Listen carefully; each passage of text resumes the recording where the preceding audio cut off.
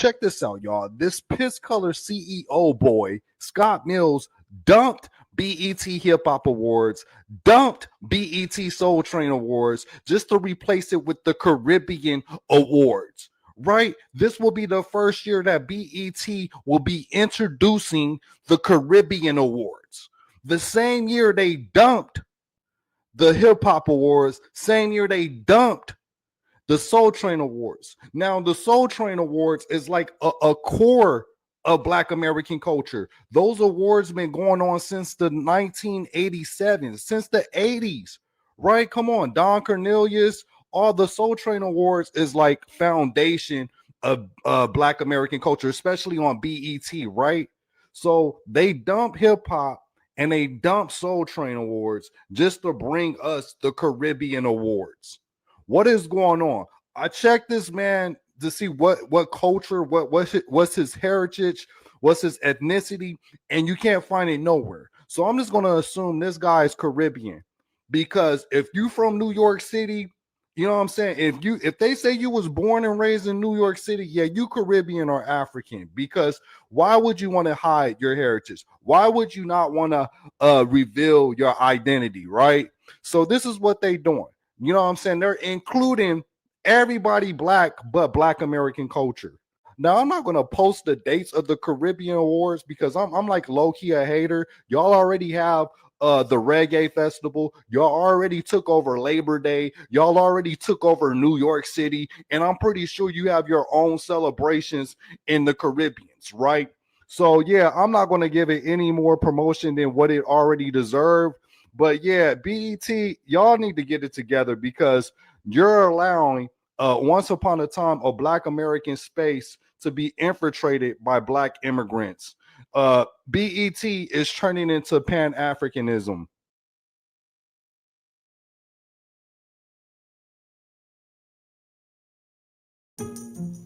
We anticipate in the next 10 to 12 years approximately 8 to 6 million Hispanics coming into the United States and 41 million Asians. You have been the majority minority for 400 years in this country. You have been the number 2 population for 400 years. You're gonna get kicked out of being number 2, you're gonna go down and become number 4. Now, common sense, even a 3rd grade education would tell you, if you didn't get anything when you were number 2,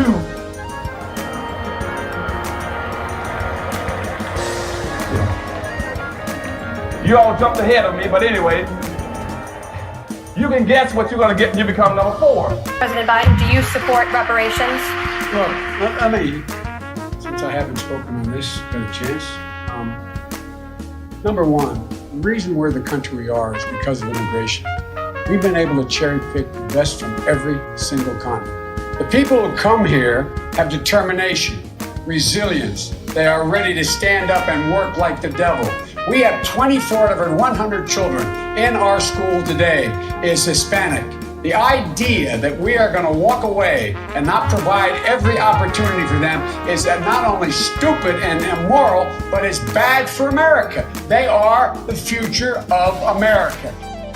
At the very same time that America refused to give the Negro any land, through an act of Congress, our government was giving away millions of acres of land in the West and the Midwest, which meant that it was willing to undergird its white peasants from Europe with an economic floor. But not only did they give the land, they built land-grant colleges with government money to teach them how to farm. And this is what we are faced with. And this is the reality. Now, when we come to Washington, in this campaign, we are coming to get our check. We are owed $104 trillion on the very low end, plus $735 billion recurring. This number does not include the cost of about 50 Black Wall Streets that were decimated, nor compound interest from 2017 when Sean D. Rochester's book, The Black Tax, was published, nor the cost of Black life, nor the cost of living increases, nor the war on drugs, nor the current day pandemic. The number I'm working with is for slavery, Jim Crow, and accrued ongoing systemic racism, oppression, and disadvantage in the country our ancestors built with their lives. Good evening on the West Coast. Good evening in the mountains. Good evening in the central. Good evening on the East Coast. You know exactly who it is, family. Angela Nirvana, your hostess with the mostest on the reparationist perspective, bringing you those Negro free and hot topics and making the case for reparations, making the case for weaponizing our vote, socializing our suffering. How y'all doing, family? Perfecto Chico reported to class early. Let's give him a round of applause. Yaira checked into class early. She gets a round of applause. And for those of you who are tuning in but have yet to join my other co-host in the chat, welcome, welcome, welcome. Today is going to be a lit broadcast, as if I ever bring you anything less. Yes, it's going to be full of data, because folks like to run around in these screw tube streets and act like we are in the same wealth position as whites and immigrants. So I'm going to be responding with the data to show you, better than I can tell you, and well, I'm going to tell you, because you're not really going to see a bunch of the slides. You can Google them, honey. It takes too much time to toggle back and forth. I just found that last week, things went smoother when I wasn't trying at the same time to pull in different information. So I'm going to be sharing a video by O'Shea Duke Jackson. I'm going to speed it up, so hopefully I don't get a copyright strike, child, because he said some things that I must respond to vis-a-vis the reparationist perspective. Okay? All right, with that being said, without further ado, I promised you all, because life was life and last Sunday, I did not contact my brother until very late, and he missed the text altogether because he was prepared to come on at one time, and we all know, listen, it's a challenge, but I'm here for a second Sunday after being away for some time. And I promised you I would bring my brother on. He's gracing us with his presence to tell you all about his experience in that Superdome during Katrina before we get into today's discussion. So let's keep the chat lit, and let's welcome to the live family. This is my blood brother, because I know I got a lot of brothers in the movement all throughout the country. Okay, I got a lot of brothers. But this is my blood brother, okay? He's a twin to my sister, Renee. They have a big birthday coming up in October. For 1 month, we're all the same age, a month and 8 days. Yeah, y'all. Mother was busy. Anywho, I want to bring him up. He is a Katrina survivor, my brother, a father, a grandpa, and he is the composer of the intro and outro music that we love over in here, y'all. Introducing none other than my brother, Robert Sanae. Hi, Bobby. Oh, I can't hear you. Uh-oh, hold on. Hey, that's my fault. No, Hi, I said you said Robert, not Bobby. huh? You said Robert, not Bobby. You introduced me as Robert, not Bobby. Okay, so do you prefer Robert or Bobby? I'm messing with you. But Y'all know you what? broke script when you said hi, Bobby. I broke the fourth wall. Yes, honey. I can always tell when it's someone from home, as I'm sure he can too. Absolutely. The people I learned and introduced myself to after I left home, they call me Angela. The people that I grew up with, they call me Angie. The same is true for Bobby. He's Robert. to everybody he met after he left Dayton, but he's Bobby on the block. Okay. Thank you so much for being here. I'm not going to belabor. I thank you for coming on at this godforsaken hour, but Mama needs a nap after church. So, as we were discussing, and I promised my viewers that I would bring you on to tell your story, because I was mortified. Like I shared, I knew you were traumatized by Katrina and the events and clawing your way up out of that Superdome. But I didn't come to understand the magnitude of Katrina until I watched the Netflix documentary. You shared another one with me, but I wasn't able to watch it. So I wanted you to come on because there were some things that I found in our exchange after I watched the documentary that was totally different from what Netflix was sharing. So could you just tell them a little bit about how you became an employee, what your capacity was at the Superdome, and how long had you worked there before Katrina hit? Right. So I was a sergeant with the security department, basically is a private police department that governs the security of the Superdome and the New Orleans Arena. And I was a sergeant with them. And unfortunately, you know, when the threat of Katrina was in our midst, you know, I wanted to come to Dayton, our hometown, and sit it out. But my then wife was in opposition to that. And why was she opposed? Was it because? Well, so she's from there, her family's there, and all of that. And, you know, probably a whole plethora of other reasons. But the bottom line is she really didn't want to go. And I get it, you know, all of her family is there, you know, and I'm like, hey, we can all get on the road, you know. Now, were they all in the 9th Ward? No, they weren't all in the 9th Ward. I don't think any of them lived in the 9th Ward. It's kind of a gray area to me, ward wise, where they were specifically. At this point, I want to say 7th, but I could be wrong. I know her sister lived in Gentilly. Maybe, you know, maybe a couple of them did live in the 9th, what was considered the 9th Ward. Okay. But don't quote me on that. But, that's, you know, fine. She had families spread all over the place.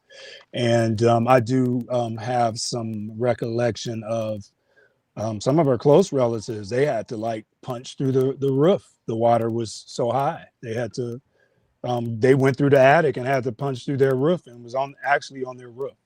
So, but yeah, back to the Superdome. So in the midst of her not wanting to come to Dayton, I was like, well, I'm going to have to be the bigger person and not just hop in my car and drive to Dayton, you know? And so we decided, normally during the threat of a storm, we would either go to a hotel or go to the Superdome. And but this was routine. It's routine for a lot of people. Now the Superdome, though, in the case of the most people that can afford it, of course, will just go to a hotel and sit it out. Hotel is really considered a safe place during a hurricane, in most cases. But customarily at the Superdome, employees would seek personal refuge there at the Superdome. So essentially, when things were brewing up, that's what was happening. So me, her, and our dog at the time, we went to the Superdome, and I said, well, if I'm going to be here, I might as well be on duty. So I was on duty. Let me stop you right there. And maybe it was due to timing, but Netflix showed it as if everybody was welcome to the Superdome as an option for those who couldn't drive out. Not originally. The distinction here is initially, as always and routinely, it was just employees and their families. Yes. Absolutely. And ironically, so I got a chance to watch both of the documentaries on Katrina, the Netflix version, and then National Geographic. National Geographic was the one I had told you about. I had not seen the Netflix version, which is the one that you saw. So a lot of things that were murky for me, I was able to kind of get some things cleared up. And on top of that, see another side of Katrina that I personally did not get to witness, you know, which was kind of interesting. You know, I knew a lot of information and whatnot, but to hear, you know, other people's experience, it was kind of sobering, you know. But yeah, so initially, those that were at the Superdome were actually employees, and that was it. But then, and this kind of came back to me watching the Spike Lee, I mean, you know, the Netflix version, because there was a point that Ray Nagin, the then mayor, had announced that Katrina would be open as a last place of refuge. You mean Superdome? Yeah. What did I say? Katrina. I mean, yeah. The Superdome would be open as a last resort for people, and that's when things were really getting to a point where they were like, "This is probably going to be really serious." And so at that point, let me back up. During the threat of a hurricane, any hurricane, the National Guard will come in. And this is not something that was ordered just because, you know, everything went awry and whatever. No, as normal procedure, because we've had some other, I think we had a couple of other ones, scares really, that didn't really turn out to be anything huge. But then, you know, it's already protocol for the National Guard to come in and protect state assets. So the Superdome and the New Orleans Arena and, you know, some other facilities or whatnot being state assets, that is, you know, common knowledge that the National Guard's going to come in and bolster up them and the State Patrol, Highway State Patrol, all that. They are part of that protocol that will come in and protect those assets. So in giving that information, what happens is the National Guard comes in and our department ends up becoming kind of secondary. And, you know, the National Guards comes in, we give them information on where to post up and what areas to, you know, cover the access and guard the access and give limited access to these different areas. So they come in and they get into those parameters and they, you know, they're there to stop anybody that's not supposed to go there. That particular order happened though after we started letting other people in. You know, they have their other orders, whatever they are, while the situation is brewing or what have you. But then when we started letting people off the street, you know, their orders kind of changed a little because, you know, now we have areas where we don't want people to be able to access. You know what I'm saying? Mm-hmm. So in doing so and letting people from the outside in, we got to check for weapons and all of that. So, you know, there was nothing abnormal about that. Yeah, we don't allow weapons even during normal events. We have metal detectors and all of that for football games and whatever event, you know, they're going to be checked. So that was normal protocol.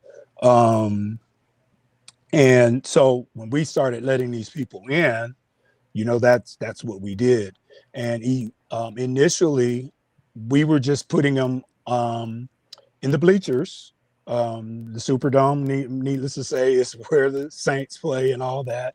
And we were still in the middle of football, or maybe was football season over? I can't remember.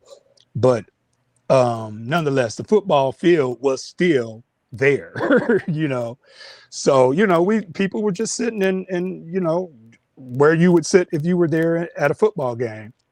And that was that. You know, people were coming in. It was a whole bunch of people. I'm trying to remember. I don't know the exact number, but prior to that, there were probably about 250 employees there before anybody else even came in there. And so I mean, you know, that's who was there, you know, until all the other people came in. But then when the storm happened, it was so bad, it started peeling the roof off of the Superdome, and it started raining right on the field. Water was just pouring in. And so then, of course, you know, there's potentially a liability issue with that. And so we had to remove everyone from in there. And I don't know if you've ever been to the Superdome. I think you have. No. You've not? Okay. Well, the I don't recall. Superdome has an inner hall. Well, the hallways, it's all a circle, but the outside, they got different. It's very intricate, but you know, the halls are what actually line the actual bleachers and all that, and in those halls, there, you know, that's where concessions are and all of that. So that's where everybody had to end up going, and there's no seating there, so you had to sit on the floor. There was no other option, and you know, it was not originally planned for anybody to be there at the Superdome. So the only people that were set up to be there was, like I said, the National Guard, and you know, so there was no, you know, particular setup that was going to accommodate anyone, where it be food or anything. You know what I'm saying? So after the storm, we were just on power generators. So all the lights were out and things of that nature. And needless to say, when you have all those issues, and I don't even remember if the toilets were flushing or anything like that. But all I know is in the end, the stench in there was unforgettable. I think I told you it took me years to lose that olfactory memory from the smell in there. And on top of, I ended up with a sinus infection that would not go away. I ended up having to have surgery on my sinuses Was to that relieve. due to the stench? I can't tell you. It was due to, yeah, I mean, you know, I didn't have that issue before that, you know, so, you know, it was a couple years. It just wouldn't go away. And then, you know, I was on antibiotics and all kind of stuff, and it just persisted. And finally, I just had a operation, and that pretty much solved all that. So I'm sure whatever it was, it exacerbated any normal sinus issues. You know what I'm saying? Mm-hmm. But it was terrible. It really was. And that's because there was no way to accommodate them showering. Oh, no, absolutely not. Right, but that's what the stench was due to. No, the stench was due to sewage and all of that after the storm. Oh, I see. So I can't, you know, I mean, this is so long ago. I don't remember, you know, a lot of things were affected after that. So I don't know how that works with a building like that. But I think, you know, at some point the toilets weren't flushing. It was flooding in there. You know, there was flood water in there as well. So that's where I'm going to say the stench was. And mind you, I'm you know, pulling up memory now, you know, but yeah, there was some flooding in there. And, you know, I tell people all the time, unfortunately, you know, most of the people that stayed in New Orleans were either people that really did not have the wherewithal to be able to leave. Some just decided, oh, this, you know, I've sat out many a hurricane, this is nothing like, this is no different. And then you have some that are probably criminal element and was there opportunistically and just staying around because, hey, yeah, you know how that goes. But I say, especially after watching the documentaries, you also have to have a sense that, a lot of what you saw were people merely trying to survive. They tried to make it like, all these people were looters. And yeah, I think looting can be taken out of the vernacular after, folks hadn't eaten in days, and, everything in those stores are insured. Now, if you're coming out with a 50-inch TV and waist high water, then yeah, that's not a need. But you know what I'm saying? But if you're coming out and you got bags of food and crackers and whatever, things you're going to be able to consume and eat, I find it hard to call them a looter, Well, they weren't calling the white people looters, only the blacks. Yeah, well, I mean, yeah. So, and yeah, you did see a lot of very uneven judgments, in that way, because, and then you even had white people shooting black people, just because they were in their neighborhood, in certain areas, but so, I mean, as far as hold on one second, Bobby. Yes. Let me explain to the people in the chat. You get disrespectful on my channel, you will be blocked and banned. I don't play it over here. So please be respectful and help me with your context, because I could take it out of context. If you come at me left-sided and I don't know what the context is, I'm going to assume that you're over here to cause problems. So please, let's keep it respectful. It's called the reparationist perspective for a reason. Go ahead, Bobby. I lost my train of thought, but sorry, you were talking. I apologize, but I saw somebody talk about dropping some F-bombs about what's the racism all about.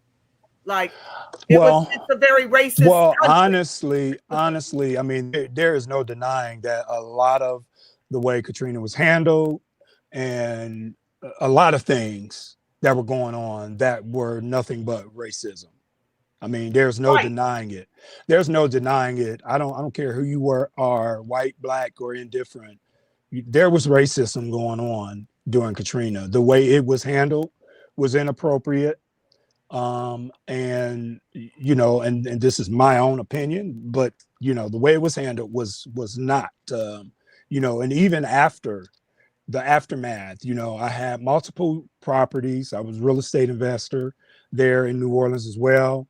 I had multiple rental properties, and I lost everything, and I still consider myself fortunate because my properties had insurance. I was underinsured on one of them, but my properties had insurance. But even given so, the powers that be made it extremely difficult, for, me to get my properties back online. New Orleans is said to have lost half of their population during Katrina. I had tenants already, set up and everything, and in one day that's done. You know what I'm saying? Oh, yes. And so, and even, fighting with mortgage companies and insurance companies and the games that they were playing, because they were playing serious games on so many levels. But even in that, it was racist. Oh, absolutely. White folks got their stuff restored and got all the money, and black folks got tricked, as you saw in the Netflix doc. Brad Pitt was the face of what happened with the black folks down in the 9th when it came to rebuilding properties and not doing them to specs and how these people had to sink even more money that they did not have into these piss poor built communities. Well, here's the thing I'll say about that, because I won't make a direct correlation to Brad Pitt as being the person responsible for those negligences. He was the face of it. I mean, being the face of something and being a founder, and you know, it's a lot different when you go in and you're doing the construction and doing the work. You got a lot of unscrupulous people, contractors and all that.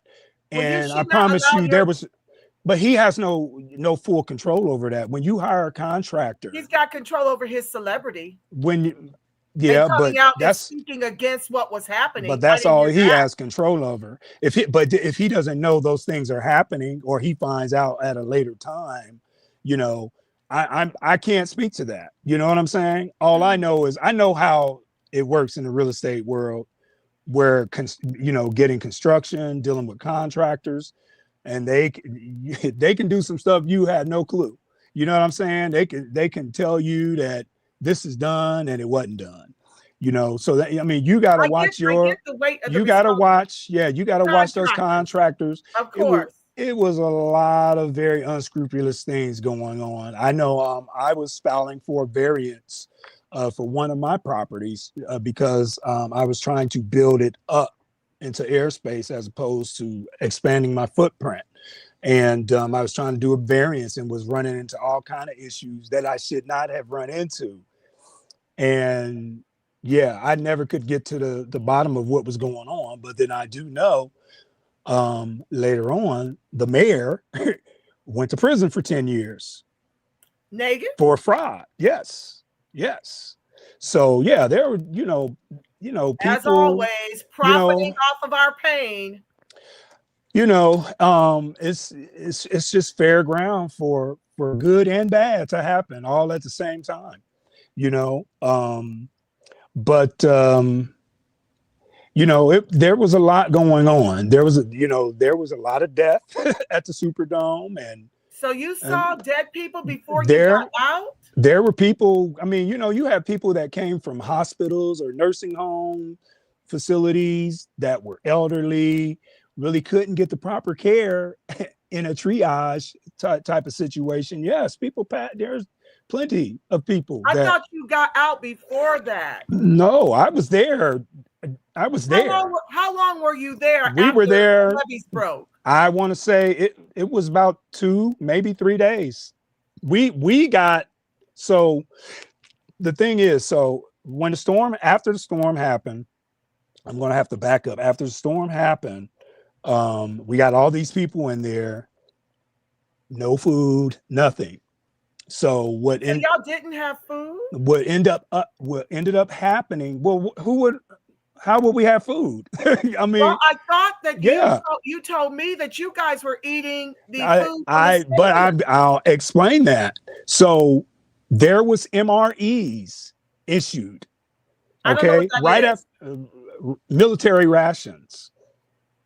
So when the crap hit the fan, you know, now we got all these people that are here. I mean, when they were coming in, it already became a contingency that's how they would feed people. But there was no food there, not in that respect. There was no food there for people to, you know, it wasn't the Superdome's responsibility to feed people.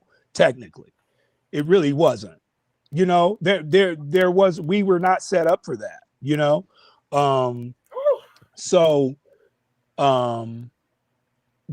that is how they addressed that issue, by giving people MREs. So everybody was eating MREs. Well, because the power had cut, and then this facility is there for events and whatnot, and the executive staff decided, because there was people there working, you know, the employees that were there ended up working literally, you know what I'm saying? I mean, and so as not to let the food that was there spoil, which was, I guarantee you, it wasn't enough to feed the thousands and thousands of people that were there. And we were already eating MREs. What they did was they ended up deciding that they would cook this stuff and the staff that was working the Superdome would eat this stuff, but they only could consume this food in an area designated for the staff to eat it if they so choose, and they could bring their family members or whatever to, you know, but when that's where a lot of stuff fell apart. Plus the National Guard was there, but aside from ranking officers, all the people that were on post were green. They were new officers. They were new soldiers. And could you explain why? Because of the Gulf War. Yeah, all the soldiers, all the real soldiers that, you know, had experience, like I said, with exception to the ranking officers in the National Guard, they were all green. So we all the staff had wristbands that denoted, you know, who they were, aside from just anybody just off the street. And but then, you know, of course, you have people with family members that didn't follow the rules and start walking out you know, in the public with a hot plate of food. And, you know, that's where some things really start, you know, some of the unrest started, because now you got people looking and like, well, where did that come from? You know?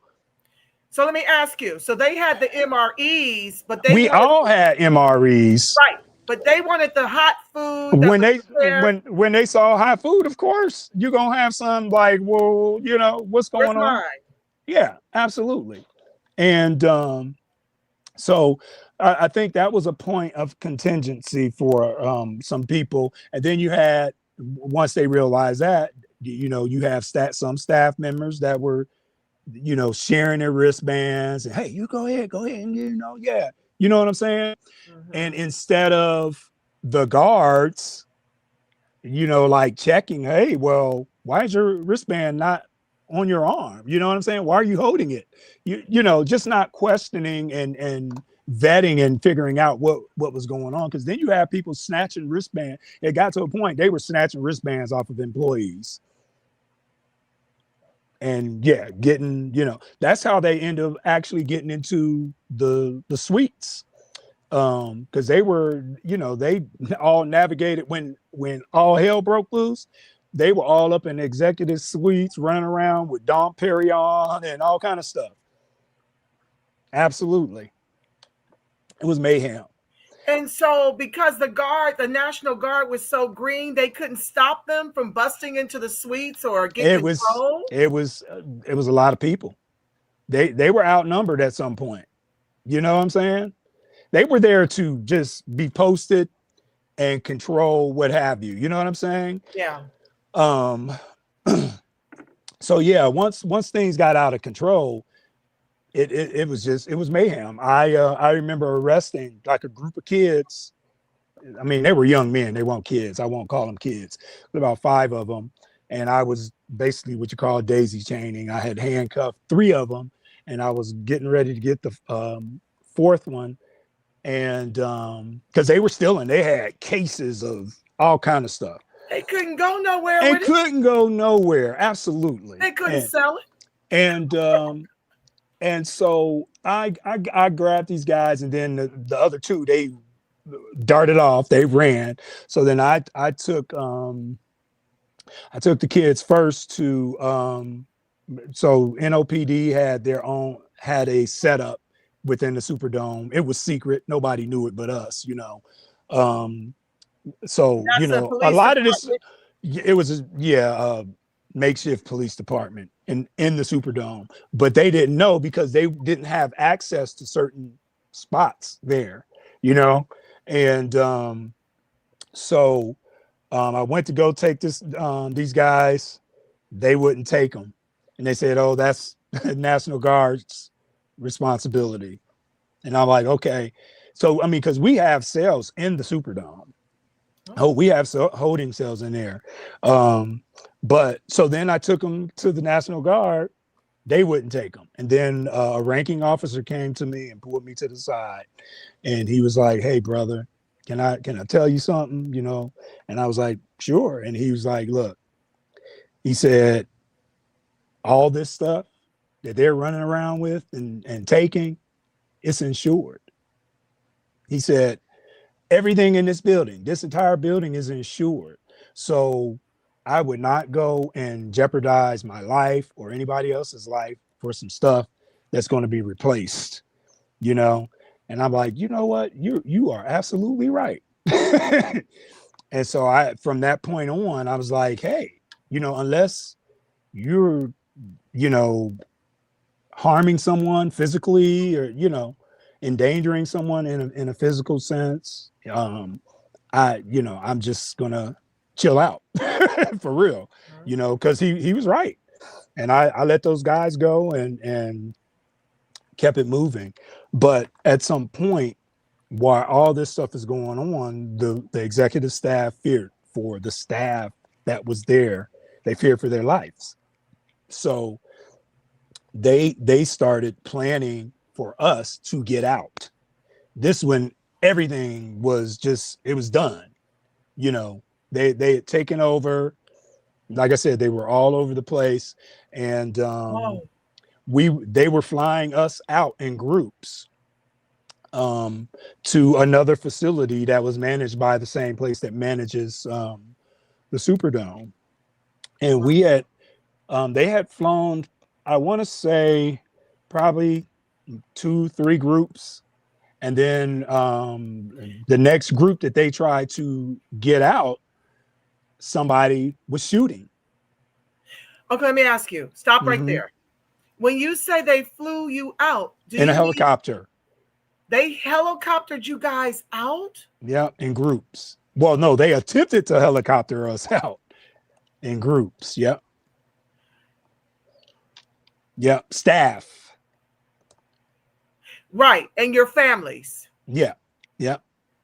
So my question to you is, how many people does a helicopter even fit? I don't know. Probably 10, 15 people. It would have been a they were trying to get staff and their families out 10 because to 15 people at a time. They had no choice. They were trying to take us somewhere safe because they feared that something was going to happen. Yeah. Yeah. Okay. So how many helicopters? It's a helipad out there. There's a helipad on the top of the Superdome. Right. But how many helicopters successfully got people out before they started shooting? Like I said, it was probably 2 or 3 trips that they had. I don't know for real, but then, yeah, they had to ground the helicopter because they believed someone was shooting at them. What I later believe from watching the documentary, what I believe is I don't necessarily believe they were shooting at the helicopter more so than shooting in the air, trying to get the helicopter's attention or somebody's attention. But it was nighttime when this happened. So, you know what I'm saying? I can't tell you yes or no that they were literally shooting at but I did get another perspective. You know, up until watching the documentary, I was of the opinion they were shooting at the helicopter. You know what I'm saying? Okay. But then after watching the documentary and hearing Andre's perception of that, and somebody else said something about that too, but more so General Andre, he was like, you know, no sniper is trying to shoot, you know, because people were like, oh, this is a sniper trying to shoot the helicopter, you know. And until then, that's what I believed. I believe there was a sniper shooting at the helicopter.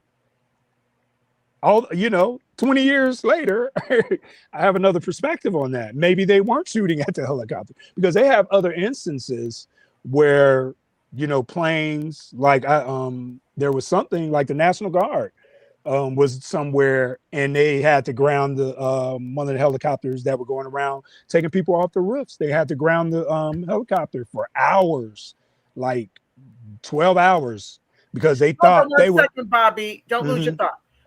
Sam Monk, I don't give a damn about anyone other than Negro freedmen deserving reparations. We descend from the emancipated. And so the only reparations I give a damn about is my people. I don't give a damn about immigrants and white folks who are immigrants as well, who came to this country to tether onto our accomplishments, our inventions, all of our intellect. And were able to climb right over top of us economically and are flourishing to this day, while the majority of my collective is homeless, unemployed, underemployed, and are still owed reparations in the quadrillions. And yes, you owe. Every immigrant, which is everybody but the Negro freedmen in this country, owe us reparations. So please, miss me with your nonsense. You can go fight your own fight for your people, for your reparations in whatever country you migrated from. But here, the reparationist perspective is only about lineage-based cash repair for Negro freedmen. Okay? Go ahead, brother. Sorry about that. I have to get these people together because they come up in here trying me. But I'm not going to keep you long because I have a whole nother broadcast. Yeah, definitely. Let me ask you this. Mm-hmm. How did you ultimately get out? Okay. Well, because so first of all, let me make this point. When you guys, you can almost tell that it wasn't anyone shooting at the helicopter because you all actually you all were checking people for weapons when they were coming in. Well, no, it's not. We're not saying that it was someone there at the Superdome. It was someone off property. Oh, I see. That was shooting. Yeah, I'm not. Yeah, I know. I wasn't insinuating that someone at the Superdome was shooting at a helicopter. Okay. Not at all. Mm-hmm. But yeah, and then how we eventually got out, which is a whole nother story in and of itself. So well, I want to know that story, and then I'll let you go. When they grounded the helicopters, they decided that they were going to have to charter some buses to come and get us. And so, but to do that, we would have to do it on a whole nother side. There was a mall that was connected. And wow. we had to go under the parking structure where the mass of people that was at the top on the top bridge of the Superdome, they wouldn't see us going there. So the and only it way wasn't flooded? Not where we were going, no. So we were like, myself and other officers, we were taking like 2 officers in groups of 20, and we were taking them under the parking structure to this mall, and then we were going to wait. We were going to wait for these buses, and the buses were supposed to come like, I want to say the buses were due to be there probably within a few hours, but it ended up actually being like 12 hours. It ended up being way longer than we were supposed to actually be sitting over there waiting. Y'all waited 12 hours for the buses to come and get you underground? Yeah. Well, we were in the mall. We went underground to get to the mall, but we were in the mall by this time. But while we were doing that, there were like, we were taking groups of 20, and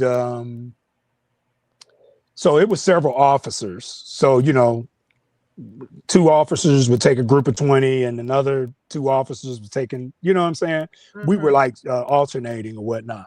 And we got a few groups over there, and then we got a call to stand down, and whoever was en route to double back and go back to the Superdome. And then we finally, our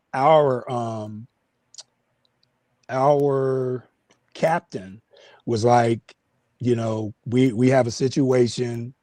And so what ended up happening is one of the people that were in the Superdome snatched a rifle from one of the the National Guardmen, and, shot at him with their own rifle, and then tried to run and steal the rifle.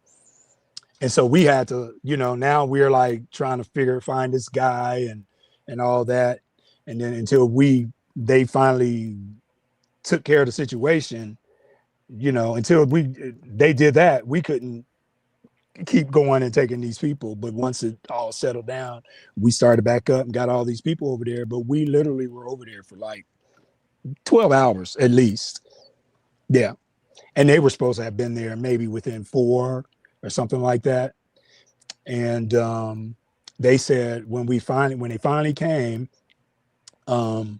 which was scary too, because we were waiting, and then the next thing you know, you have people banging on the door on the other side, where we were supposed to be exiting, and we didn't know who it was. And so now we're on alarm alert now, and everybody's in there screaming and crying, and They were scared. and then all of the officers, we had our firearms drawn because we didn't know what was going on at this door. Finally, when the door got crashed open, it was state trooper, and they were there with the buses. And I actually have footage. I meant to get it together and send it to you, but I actually have footage when we got off, and we were driving. They took us to Baton Rouge, Louisiana, and but I have footage of people standing on the freeway, and yeah, it was sad. It was a sad, yeah, it was crazy. Yeah. And so when they took you out, how did you end up back in Dayton? Like they drove you to Dayton? No, they took us to another facility, and then we regrouped with some of our family members, and we were basically nomadic for a couple of days. We went to an apartment complex, and they let us stay there, and they told us whatever it was going to cost. And then when we got ready to leave and pay them, they said they didn't want our money. So we had a lot of very graceful experiences. Eventually, so I want to say that one of my wife's family member had drove to Baton Rouge, or somehow we had a car. So somebody out there did have a car eventually when we all reconnected. And my car was at the Superdome, but it was on higher ground. It was actually on the level where the helipad was. And when we got back, I got in my car and drove back to Dayton. And that's how I ended up in Dayton. Wow. Yeah. And, me and the wife were kind of at odds about a whole lot of stuff. Yeah. Including the fact that we stayed and had to endure all of that.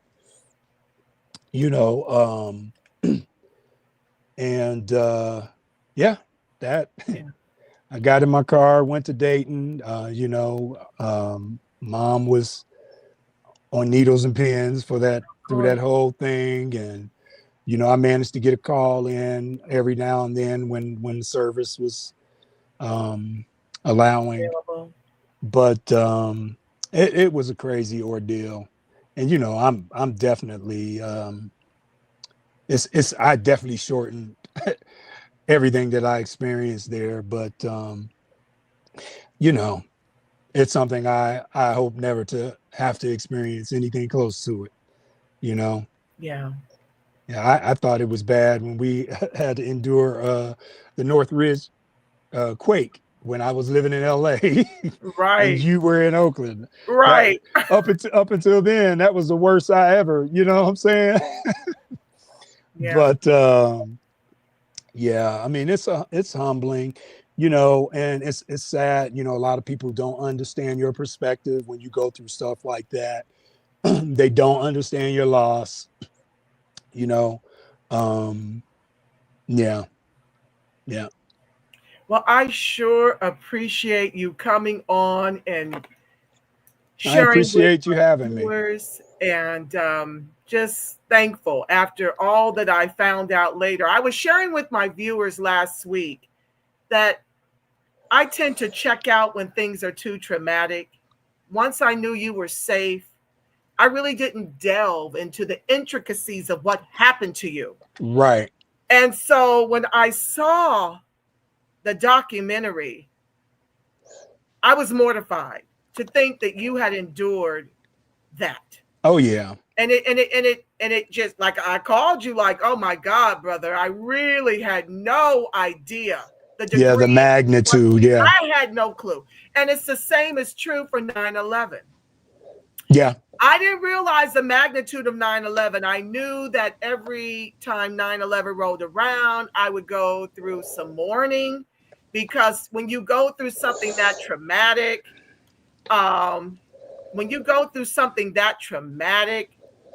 ban user and delete their comments. When you go through something that traumatic,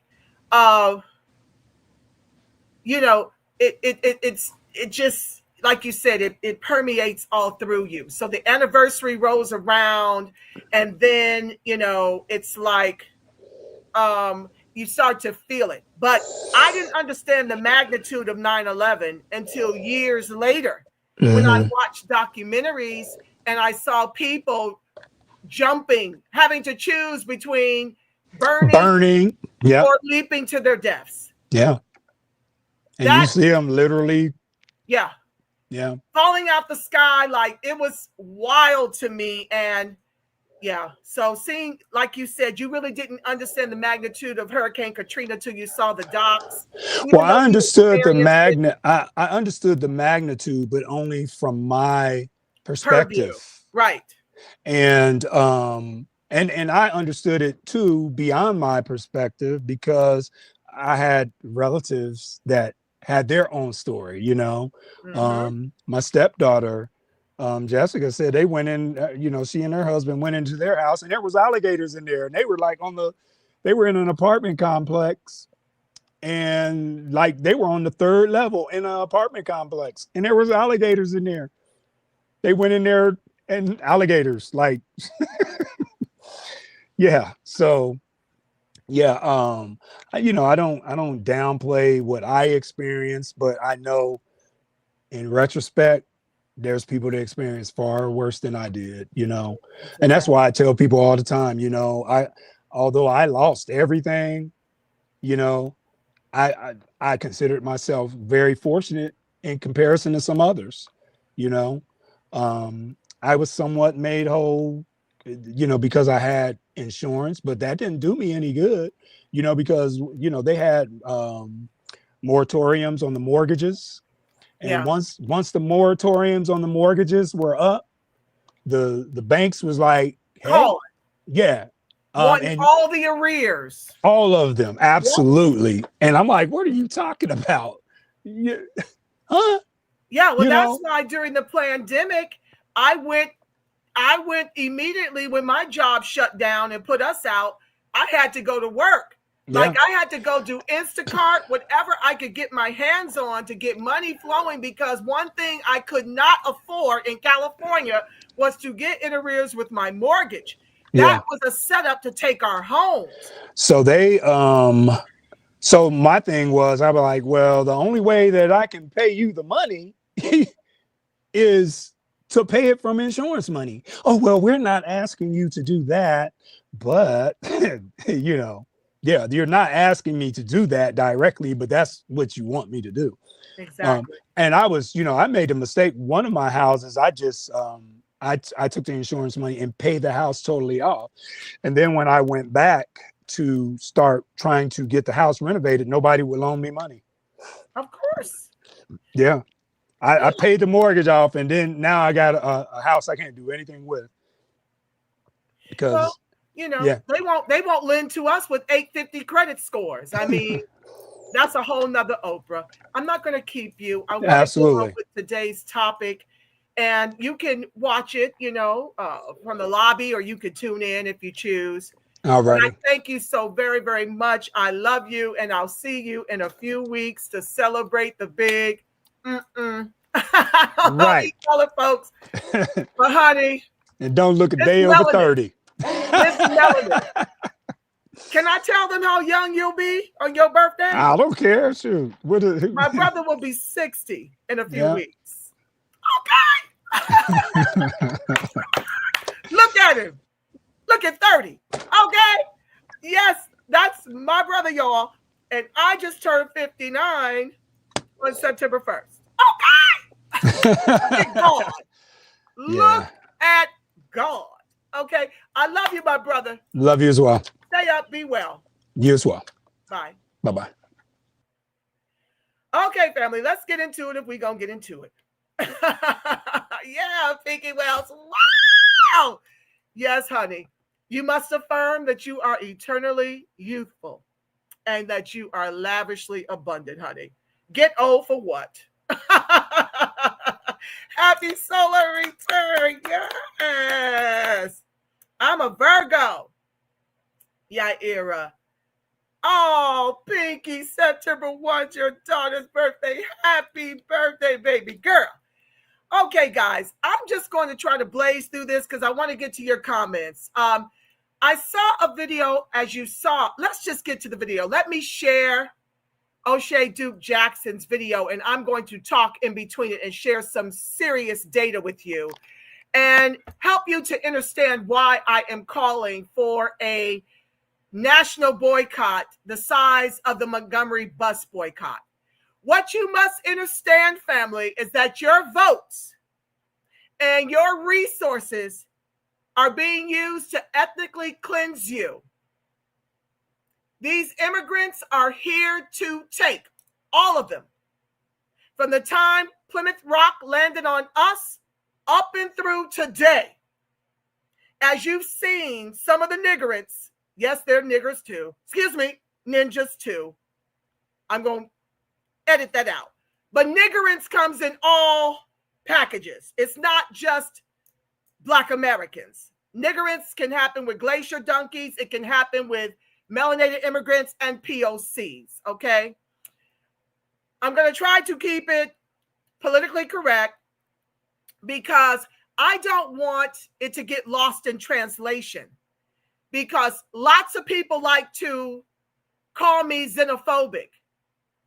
But I'm doing nothing different than what Senator Barbara Jordan did back in the day when she was fighting this issue on immigration, and how if we do it in the way that Joe Crow and Skamala chose to, it was going to wipe the Negro out of existence. And we've experienced that here in California. So let me say my disclaimer first. I am not anti-immigrant. I am anti our government's weaponization of immigration against the Negro to ethnically cleanse us by economic genocide. I'm not going to say that anymore. That's my disclaimer. But I want you to understand that when our ancestors fought for melanated immigrants to come here, they fought for them to be allies. And if I can find that video of that African woman that I've shared on previous broadcasts who said we are here to take, and that it is not our fault that Joe Crow chooses to give us what's yours. That's not our fault. We're here to take. We don't give a damn whether you flourish or not. We don't give a damn whether or not you're economically sound. We don't give a damn about your reparations unless we can have it. This is the sentiment of the melanated immigrant and the POCs and the whites. And so you must understand that this is how your votes have been used. What the demon rats do is they overpromise and underdeliver. That's by design. They only come out and talk about reparations, a study, as if we need any more of those, and we don't.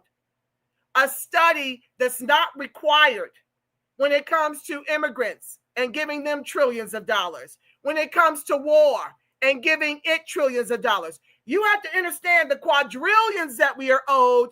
This is how our government is choosing to spend it. They are hell-bent on ethnically cleansing us and our justice claim. And they've used y'all's votes, not those who roll with me in my Negro protest voter strategy, but the majority of our people are voting demon rats. And we are on the bottom. in every metric. And so when the demon rats declare war on us, we don't vote for demon rats and we don't vote the couch. We weaponize the only things we've got left. That's our vote, our numbers, because we outnumber them. Okay, maybe not collectively, because the majority of them, what is it, 333 million in the country? Only 40 million of us are either here before Columbus or we're refugees. 40 to 50 million of us. And if you take that away from 333 million, it's like what? 282 million immigrants in this country between the whites, the melanated, and the POCs. This is what we're up against now. No thanks to the Negro vote. Because we didn't weaponize our vote. We really didn't understand. We just passed down this legacy and tradition of voting blue without demanding anything. Due in large part to the boomers being set. They left the rest of us to fend for ourselves. All they want to do is die in peace. They're not up for this fight. But that means we've got to be up for this fight, and we've got to continue to make these demands akin to what our ancestors demanded when it came to our emancipation. It took them 400 years before they finally were emancipated. So you can't get caught up in the appearance. You just have to continue to keep the pressure on. You just have to continue to weaponize your vote and socialize your suffering. Because when the demon rats are in control of the country, the Negro is the only one in distress. You saw Joe Crow and Skamala's commitment to flooding what's left of the Negro community post-gentrification with unvetted, unvaxxed illegal criminals. And like I said on last week's broadcast, there's no delineation between crimes. Whether you broke into the country illegally on invitation by Skamala and Joe Crow, or whether you running around here like some of these that are the one that just slit the throat of our baby in the DMV, raped her and murdered her, raped her and murdered her, or it doesn't matter whether it's heinous or whether you came over here as an economic opportunist and you decide to birth U.S. citizens with our 14th Amendment. A crime is a crime is a crime. And like I mentioned last week, no one's delineating between crimes when it comes to the Negro. We don't even have to commit a crime to be executed by the race soldiers and the deputized, okay? You don't even have to commit a crime. But I digress. I want to get into this video because I've got some comments. Hopefully and preferably, I won't get a copyright strike. So let me share. The video is about 13 minutes long. I'll be weighing in between. So I won't see you until I get back over to read your comments. Stand by.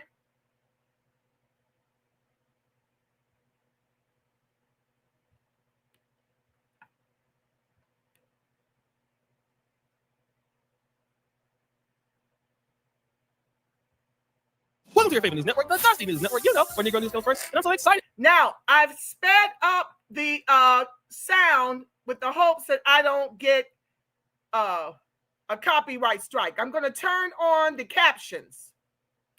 Okay? So I'm going to let it play. Is this the one I want? No. This is not the one I want. Stand by, family.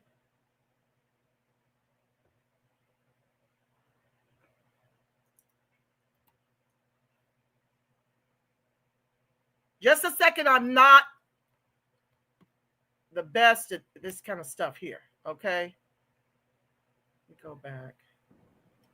A few months ago, we found out that 2 of the war shows were going to be canceled on. Stop. Hold on, family. Give me a second to bring up the live. I don't know what happened to my video. Let me bring it up and then share the screen. This is a very important broadcast, family. Very, very important. Hold on. Because you got to get some understanding as to what's happening to our lineage. And the time to do something about it is not when it's already done, like out here in California. The time to do something about it is when you don't even see it yet. Let's go. I'm going to share my screen. Try this again. Please be sure to like, share, subscribe, turn on your notifications. Thank you in advance.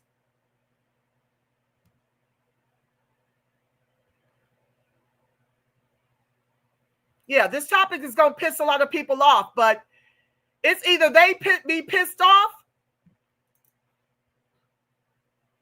Hold on, family, just a second. We got to choose between them being pissed off or us surviving this never-ending Holocaust. You can't have it both ways. And I refuse to sit silently on the front line of the guillotine. That's what we're not going to do, okay? Okay, so I'm going to speed beyond this because, let me mute this. I'm going to speed beyond this because you saw him at the intro, okay?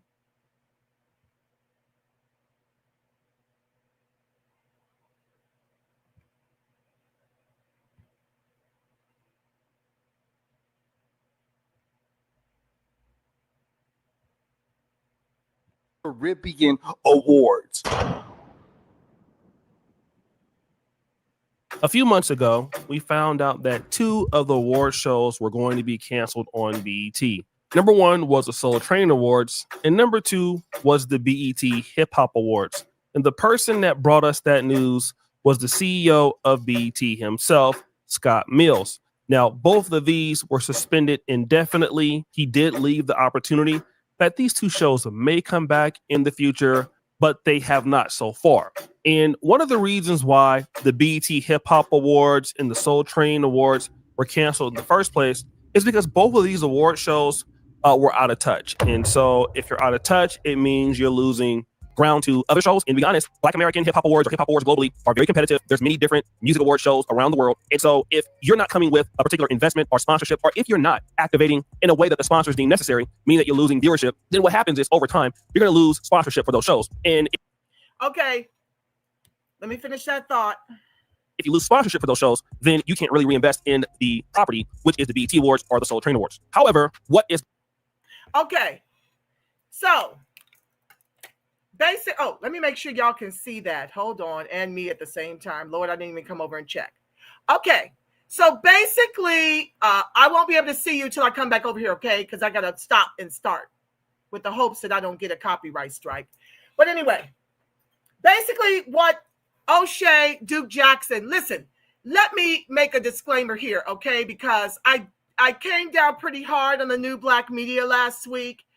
I want you guys to know that there's some wonderful work being done out there, O'Shea included. O'Shea Duke Jackson, give him a sub. He's quite funny, and he is in Uganda, but he's Negro in Uganda and doing quite well for himself there. And hi, George Wachar. I see you, fam. I'll be over.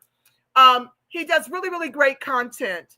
So I don't want you all to think because I came down hard on the new black media, I delineate myself as a new Negro freedman media, because I'm specifically concerned about our direct lineage. That's who I'm speaking to here.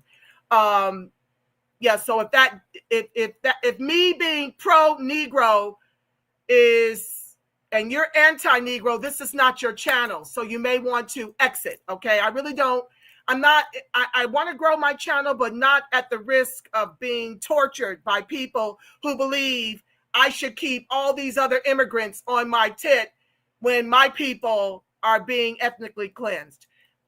That's not how any of that's going down. So I want you all to know that there's some great content creators out here. Shout out to all of you who are putting in work. This just happens to be the reparationist perspective because my background is a co-founder of the grassroots contemporary reparations movement. So everything I do is to make the case for reparations. And I bring you politics through a Negro lens because folks are out here in the new black media moving recklessly without knowing the data. So that is there. Okay. So basically what he is saying is that the hold on 1 second. Let me change the ratio here. What he is saying is that because viewership has fallen off, BET can no longer attract the advertising dollars. And so that's why they're pivoting to a whole nother group. Well, why can't BET attract the advertising dollars? Well, Negroes, who invented everything in this country, with very little exception, don't like being erased and replaced from our own narratives. We also don't like the denigrating music. You see, hip-hop didn't start out this way. Hip-hop was bought by the Jews to become what you see of it today, because these immigrants are using everything in their power to ethnically cleanse us. That's the lyrics in the music, as well as replacing us in our own narratives in the entertainment industry. Another reason why they're doing it is because the melanated immigrants don't mind making peanuts. They're not going to cause any problems. They're not going to fight for equality or fairness when it comes to salaries. They're not going to call these glacier donkeys out when they do something discriminatory, because they come from colonization. We come from ancestors who fought back, okay? For 400 years, we was fighting and scrapping and doing what we had to do to get out of slavery. The ones that come here and tether on to our never-ending Holocaust, they've left theirs. So understand the delineation between who we are and who they are. Know that and be proud that you fight back. But what these people are trying to do is erase us in every space concerning our creations. And nothing is different than what the BET got in bed with the record industry to do the same, bringing you people like Cardi B, Fat Joe, Busta Rhymes, all these people impeding, talking about they were the creators of hip-hop. Hip-hop started long before it even had a title. Any of y'all remember Whitey to the Moon, Gil Scott-Heron? Y'all remember Strawberry Letter 23, the Brothers Johnson? So before hip-hop had a name, we've been doing bebop, hip-hop, every musical genre in the world, pretty much, with the exception of people's native stuff, was founded in this country. Country, jazz, blues, hip-hop.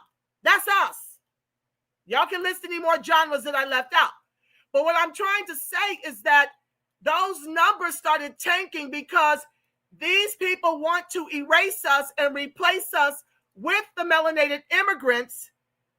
And this is another way to ethnically cleanse us. When you flatten blackness, as I've explained in prior videos, you make Black American about skin color and not lineage.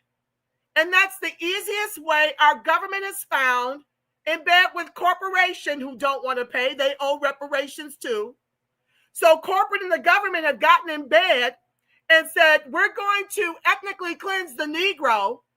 And the way we're going to do that is through revisionist history. And we're just simply going to give the melanated immigrant all the credit. We're going to prop them up. We're going to prop them up and denigrate the Negro every opportunity we get. You see it all the time.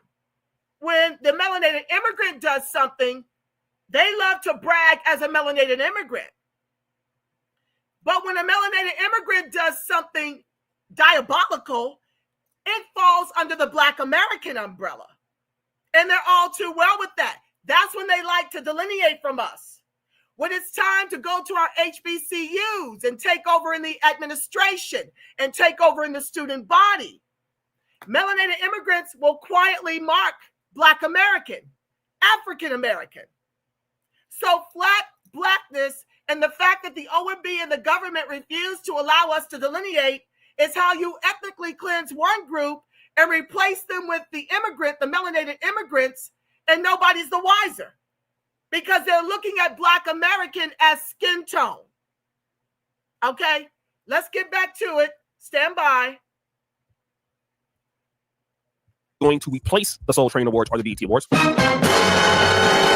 the Caribbean Music Awards, right? Now, the Caribbean Music Awards will be happening on September 12th, and it will be on BET, but not everybody is happy about it. This will be the first year that BET will be introducing the Caribbean Awards. The same year they dumped the Hip Hop Awards, same year they dumped the Soul Train Awards. Now, the Soul Train Awards is like a core of Black American culture. Those awards have been going on since the 1987, since the 80s, right? Come on, Don Cornelius, all the Soul Train Awards is like foundation of Black American culture, especially on BET, right? So they dump hip hop and they dump Soul Train Awards just to bring us the Caribbean Awards. What is going on? I checked this man to see what culture, what's his heritage, what's his ethnicity, and you can't find it nowhere. So I'm just going to assume this guy's Caribbean because.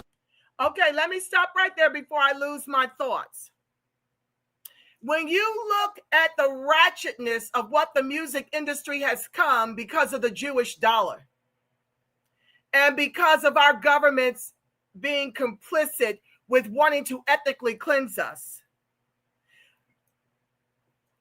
Soul Train and BET Awards are not what they once were because the agenda has come into play. The agenda to ethnically cleanse us and our justice claim is at the forefront of everything they do. And so it must be at the forefront of everything we do.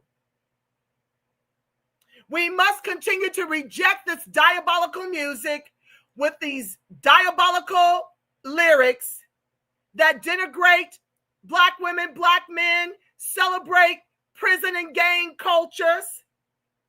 This is a beautiful thing to let it die. But that's in everything that is anti-Negro is what I'm calling for. The boycott Sharpton and Bryant were calling for over DEI, which was a creation out of what happened to Mr. George Floyd being executed on camera by the Glacier Donkey race soldier Chauvin. That was supposed to make us whole. But when you look at the numbers as to who benefits from DEI, it's predominantly white women, LGBTQ white men, and melanated and POC immigrants. And of the 4 or 5% of Blacks who benefit, there's no delineation. And when I share with you the data, you're going to deduce through deductive reasoning as I have that the majority of that 5% is melanated immigrant. And so what you've also got these immigrants doing is changing their names. They're scrubbing the enters of net. That's what he's speaking on. You can't find if they're first or second gen because of people like me who come in this space and are fighting for delineation as a part of the contemporary grassroots reparations movement. How in the world are all these other groups able to delineate, but Negroes aren't? Negro freedmen, descendant of the emancipated, aren't afforded delineation. Because with delineation, we can clearly see that these melanated immigrants have come here to take. Not to help us do a damn thing because it would mean trading places. What they've done is no different than those of us who are refugees and came over on slave ships that can't be found. Yeah. I'm not going to go there. I went there last week. The bottom line is what happened during the slave trade was these tribes, and you know Africa, the continent, is still very tribal. When they would get into war, whoever lost the war was enslaved. They were sold into slavery before the Glacier Donkey Europeans started stealing them. Okay, they were sold for trinkets because they lost the war. So you're dealing with the reason why we've got such a brilliant body of people in this country is because we were either here before Columbus, which means the Africans were doing voyages here and settled here before Columbus, who spoke of the copper-colored people he saw when he got off his ship that sailed here. You can't discover a place that's already in existence, okay? But these are the revisionist history, the lies these glacier donkeys and POCs and melanated immigrants love to tell. They love to act like they never sold our people into slavery. They just love lying. They love to pretend that they came over here and pulled themselves up by their bootless straps. They don't talk about the free housing, the loans, the food stamps, the cash aid, the job fairs. No different than what you see these illegals who are being made whole and more American than us.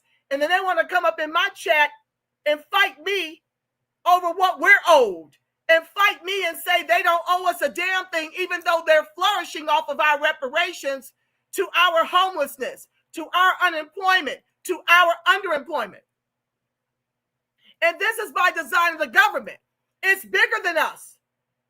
And for those who niggerantly say, pull yourselves up by your bootstraps, we have none and never have had none. Everything we did was builded from the mud, unlike you, who just came simply from your Holocaust to our never-ending one and tethered onto ours for whatever trinkets and benefits you get, immigrant. So anyway, what they're doing is they're going through and scrubbing. You got people like Montgomery out of New York who marked the box African American because he was raised in Africa and now in America with his citizenship. This is the kind of stuff that's being played with our repair, with things that our ancestors fought and died for us to be made whole. The problem is the ones who benefited, the boomers and the silent gen, did nothing to put guardrails around what that fight was all about. So our ancestors lost their lives in vain because the boomers and the silent gen were willing to sell out to stay comfortable. They didn't put up any barriers to our 14A, to our civil rights, to our affirmative action. And the ones who were once on the right side of the fight got in bed with white money, and to this day have sold us out, which is why you see a congressional black caucuses that is predominantly immigrant.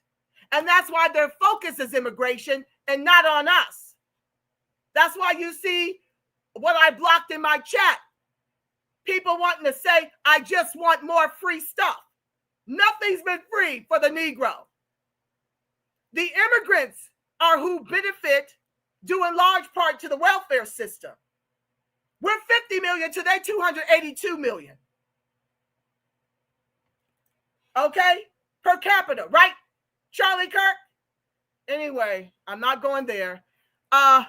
But when you look at them being the majority, how in the world can we be the ones that are benefactors of the welfare system when there's 282 million of them to our 50 million? Make it make sense. So yeah, they'll code switch, call themselves Black and African American to eat from our table. By the time we get to the table and claw our way through, there's nothing but crumbs. Because it's not a free-for-all. There's a certain allocation of openings for positions, for student bodies, careers. We already know what we deal with. Respect to that. So that's the same thing they did.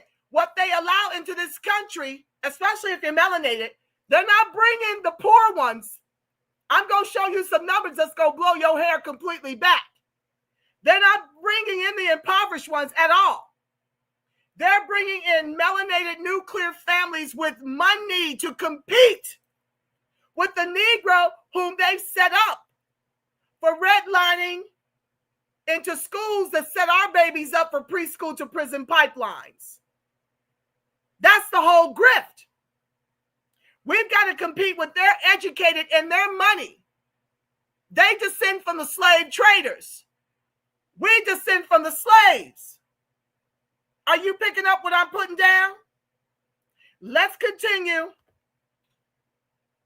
If you're from New York City, you know what I'm saying? If they say you was born and raised in New York City, yeah, you Caribbean or African, because why would you want to hide your heritage? Why would you not want to reveal your identity, right? So this is what they're doing. You know what I'm saying? They're including everybody Black, but Black American culture. All right, that's my boy.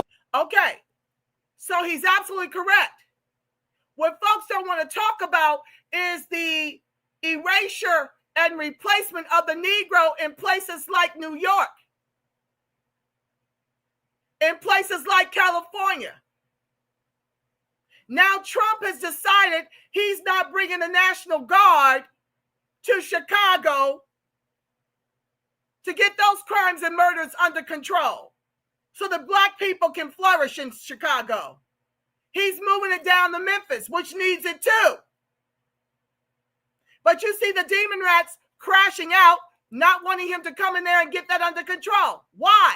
I'm glad you asked. It's a part of the ethnic cleansing.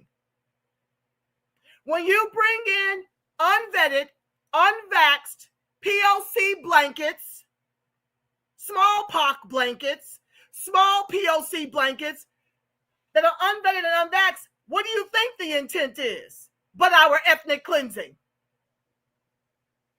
And this is encroaching on the South too. Let me make a note to bring up the numbers in Atlanta.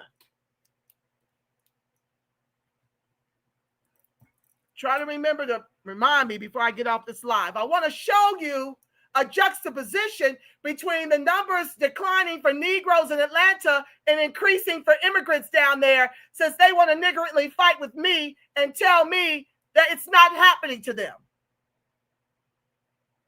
That's the problem with the Negro all over the country. They don't believe in ethnic cleansing till it's already done. We've lost the war here. We've lost the war in New York. It's headed south.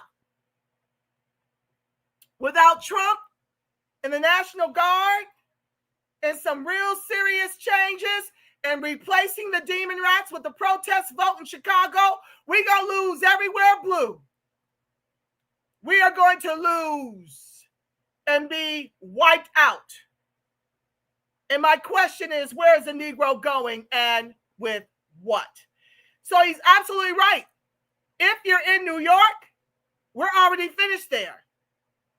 More than likely, you're an immigrant.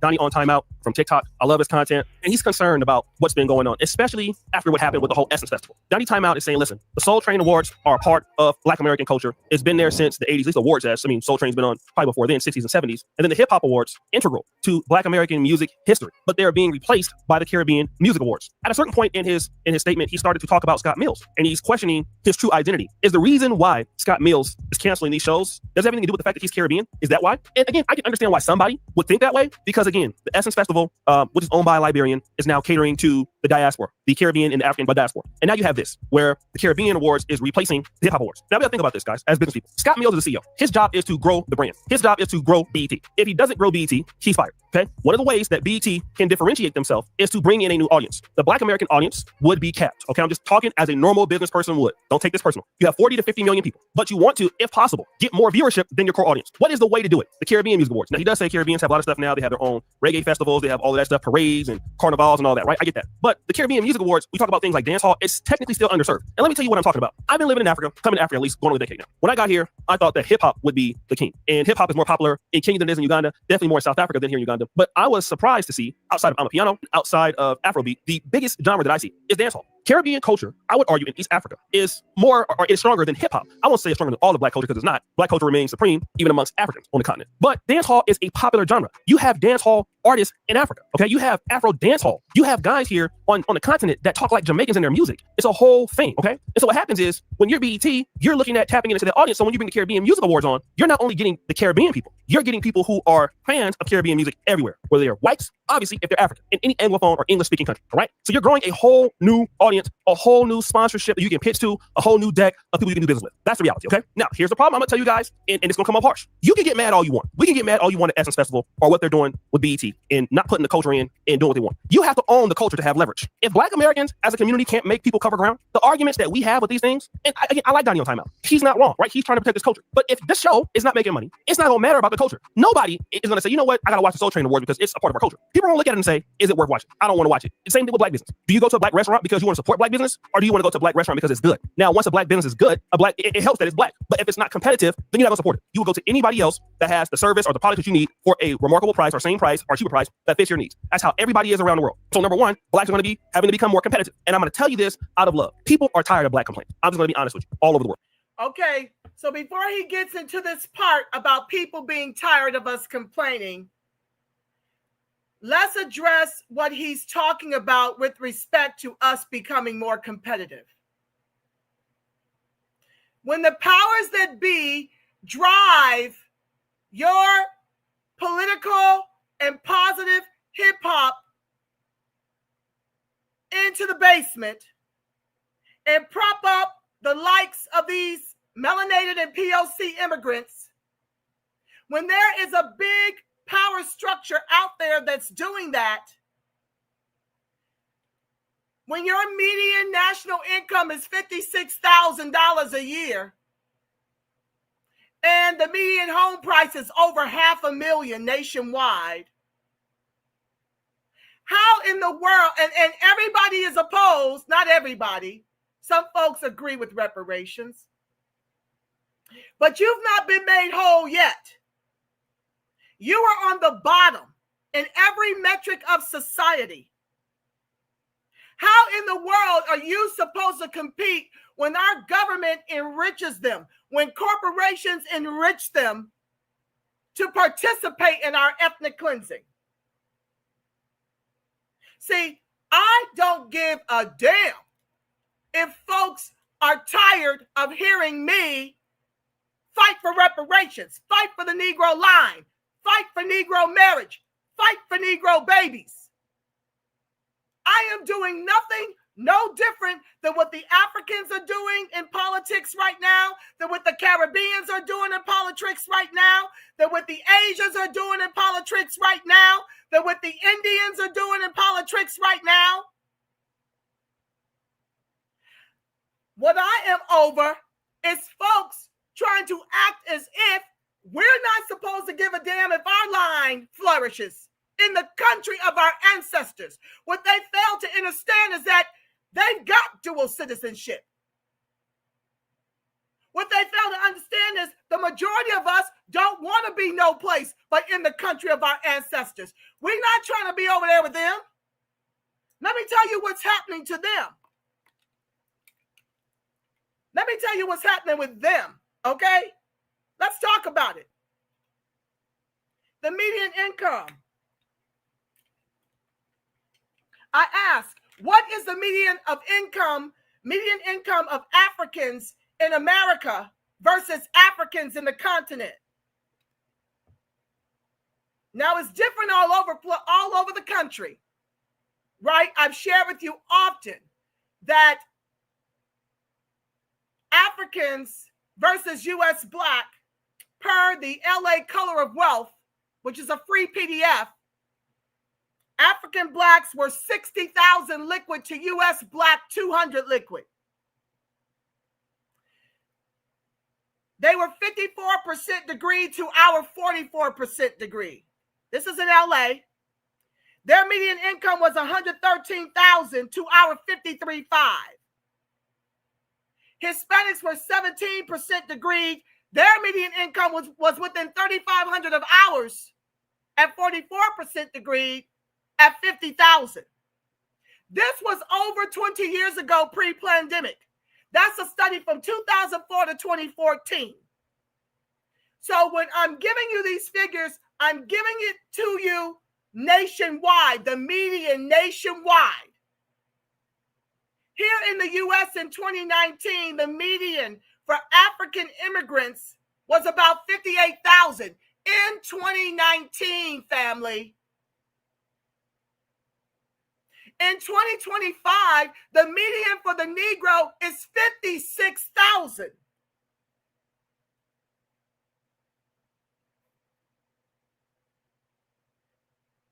Significantly higher than the median income in their home countries on the continent, which varied but was generally much lower, with average monthly salaries around $769 in 2023 for Africa as a whole.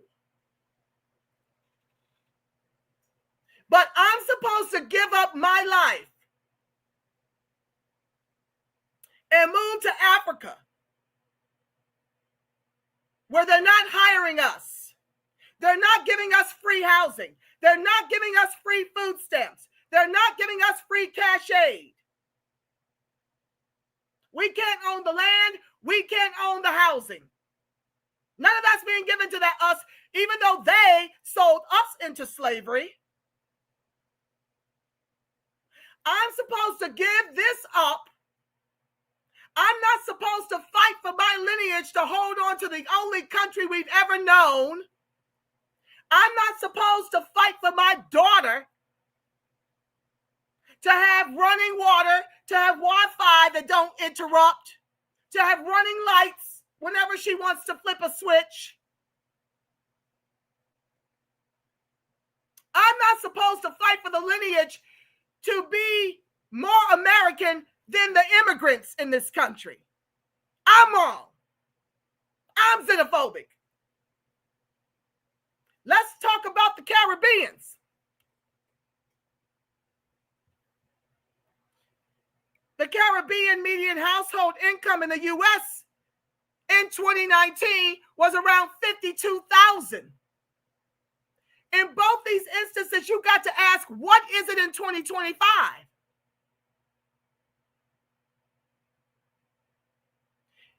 Have been historically lower than the U.S. national median, around 66,000 in 2019, but vary by country to origin, with higher incomes for immigrants from Trinidad and Tobago and Jamaica and lower for Dominican immigrants. In contrast, the median regional income per capita for Latin America and the Caribbean in 2023, listen, was approximately $9,566. But this figure is an average and doesn't reflect country-specific incomes or the median income of individuals within the island. Let me keep going. The median household income for Caribbean immigrants in the U.S., has been lower than the overall immigrant and U.S.-born populations, though it has grown over time. Okay, I did that part. The Latin America and the Caribbean region's average income per capita was around $9,566 in 2023.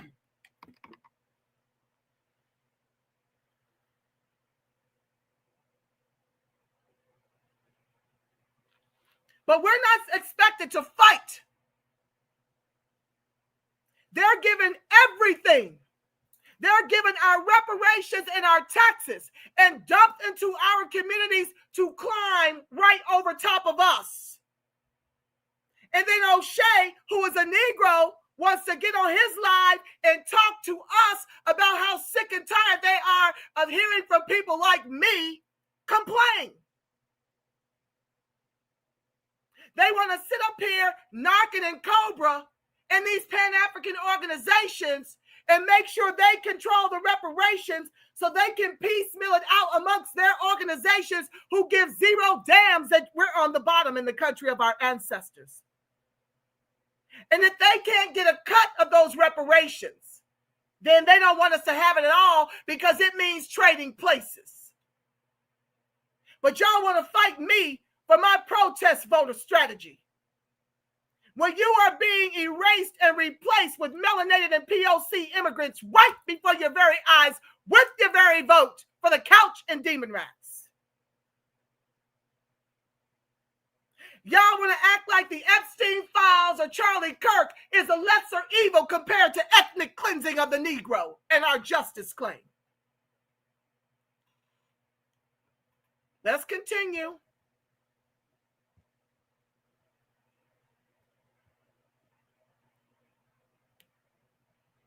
Please be sure to like, share, subscribe, turn on your notifications. Thank you in advance. That includes Black Americans. It definitely includes Africans. It includes Caribbeans. Nobody wants to hear us complain about what we're not getting anymore, because the reason why they don't want to hear that is because you got too many opportunities to own your own stuff. This is what you have as a black person living in America, the biggest economy, black business economy on planet Earth. You are the. Now, let's deal with this chart he's done pulled up. He is comparing it like I just did to the melanated immigrants' median income in their own home countries. I've already shared with you that what they're doing is replacing us with melanated immigrants that have nuclear families and money. They're not coming over here scrapping and surviving. These are the ones that they're giving loans to own our communities, that instead of calling for that boycott, Al Sharpton and Jamal Bryant called for a boycott of Target. When DEI is not serving us, do you see the comparison between who actually benefits from DEI and what I'm sharing with you here? It's not the Negro. It's the melanated immigrant under flat blackness. So let's talk about this 1.7 trillion in 2023. Well, this is down because our household dollars from the reports I keep sharing about, how many years ago? Almost 10 years ago, we were at around 3 trillion in household dollars. But that is in comparison to hundreds of trillions from the immigrants, including whites and melanated and POC immigrants. Hundreds of trillions in household dollars compared to our 3. Of that $3 trillion, 14%, mostly immigrants, shared in 2.93 trillion. The other 86%, mostly Negro freedmen, shared in less than 700 billion. So when you're looking at this 1.7 trillion, this is why one of my babies last week was talking about Africa in the G6. This is why Africa is hounding us to include them and to be about that African life. They want a piece of this 1.7 trillion, which is down from the 3 trillion I've shared about from 10 years ago.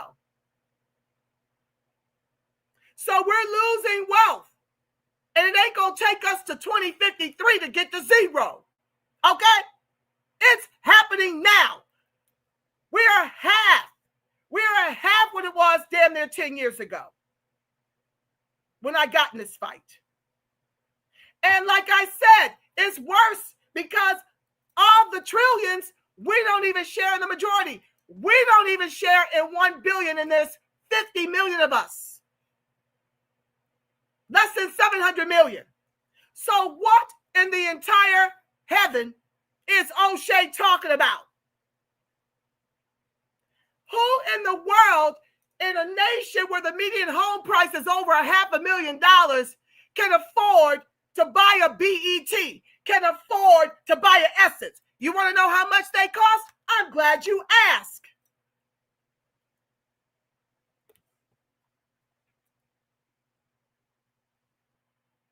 Stand by. Please be sure to like, share, subscribe, turn on your notifications. Thank you in advance. How much did it cost to purchase Black Entertainment Television and Essence Magazine? It cost $2.8 billion to purchase Essence. That was in 2018, I think. And it cost $3 billion to purchase BET in 2000. O'Shea, if we're not even worth $1 billion, if 86% of us is not even worth $1 billion since the pandemic, how in the heaven can we come up with billions to purchase BET, to purchase Essence? You need to just say no, okay? You need to just say no. But this is the kind of nonsense, family, that they like to get you stuck on stupid so that you can go out here and crash out for your own ethnic cleansing by economic genocide.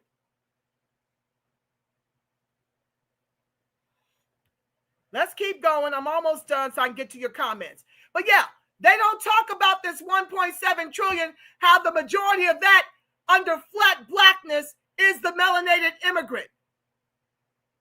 Okay? They're not talking about the portion of what remains for us being mostly overextended on credit. These numbers are a lie. Let's keep going. richest group of people in the black world by far. Nobody wants to hear you complain about why you don't get this and that. I'm just sorry, okay? People are not sympathetic to that. People don't look at the fact that you have your own institutions, you have your own churches, you have your own colleges. So why are you complaining about what's going on with Essence Festival? Oh yeah. Those spaces are starting to be dominated by melanated immigrants. That's why we're complaining, O'Shea. You should do the research instead of getting up on your big channel and talking smack towards the Negro, which you claim you are one of us. But you're not sounding like one of us right now. And it's rather disappointing to see you go here with it, that I had to do an entire broadcast around it. Yeah. You're not talking about it. Churches don't matter. Churches are there to take, not to give back. So that's not a flex. Having our own colleges is no longer a flex when they've been infiltrated by melanated immigrants who are doing all manner of things to rob and pillage over there. Howard University has changed presidents. One was Trinidadian. You saw the deplorable conditions the Negroes were living in. Or did you not do your research on that, O'Shea? Did you not see the deplorable conditions of our children on Howard University's campus when that Trinidadian president who was making over $2 million a year? Was it $2 million? I had to check that. He was making a gang of money, and our people had to protest because of the mold and the rats in the dormitories that had been overtaken. I don't know what percentage of them were melanated immigrants because they flattened blackness by design in this country. But I know our children were suffering. And when I look at these numbers, I can almost guarantee you it wasn't a melanated immigrant in those dilapidated buildings. While that Trinidadian president ate and slept exceptionally well off of the Fed dollars that some of our children were able to get. Most of us have to take out student loans because these HBCUs are $50,000 a year between tuition and dormitory fees and books. So please stop telling that lie. If your median income nationwide is $56,000, what percent of Negroes can actually educate their children at the HBCU? Let's keep going. Why are you complaining about what's going on with BET Awards? And if that's the case, why did you sell it? And if somebody sold it, why didn't you buy it? So then Essence got sold to time, it got sold to the Africans. So then you are more than the Africans. So how does somebody from Liberia, Reshalou, if I'm not mistaken, how did he buy something from your community? And it's not even a million Liberians in America. People are going to look at that. And they're going to look at you like you don't make no... He's able to buy it because more than likely he comes from money. More than likely white folks lent to him, you know. I think George Bush II gave Negroes around 6% in SBA loans, and Obama was around 2%. That African American. And I just ran down to you what it cost. And you see the Negroes with money have totally abandoned the Black community so that they can go abroad and do their nefarious deeds abroad with people who are less fortunate. And so, yes, we may be the wealthiest, but we're in a country that costs significantly more to flourish than the Caribbean or Africa. So it's all relative, O'Shea. Damn sense. Why are you complaining about something that you can do yourself? How does this guy come into your community and buy something from you and now you're mad about it? The same thing about the Soul Train Awards and the BET Awards. Why is your award show not competing with the rest of the world such that it gets left behind? Those are personal problems. And at a certain point, we got to start being mature about our conversations as Blacks. I get what he's saying. I get what people in the Essence Festival is saying, but you don't have no leverage. If you don't own it, you cannot make anybody cover ground. You can complain to Essence Festival all you want. Too many Africans there. The only thing you can start to do is... we can leverage it. We can leverage our protest vote for deportation, closed borders, and we can withhold our dollars from every immigrant business. And I mean the white ones, the POC ones, and the melanated ones. I already told y'all I became a 5-star national and international culinary chef up in this piece during the pandemic. YouTube has some wonderful videos We got to get with this like the Montgomery Bus Boycott. That's how long we got to lean into this. You got to learn to do your nails, your hair, lots of videos showing you how to do these things, family. If we're serious about this, if we're serious about no one flourishing in the country of our ancestors until we can flourish, these are the things I'm calling on us to do. And to keep up the fight for delineation and reparations. This is what must happen. Because they getting high off their own supply. They acting like they doing something that we've never done.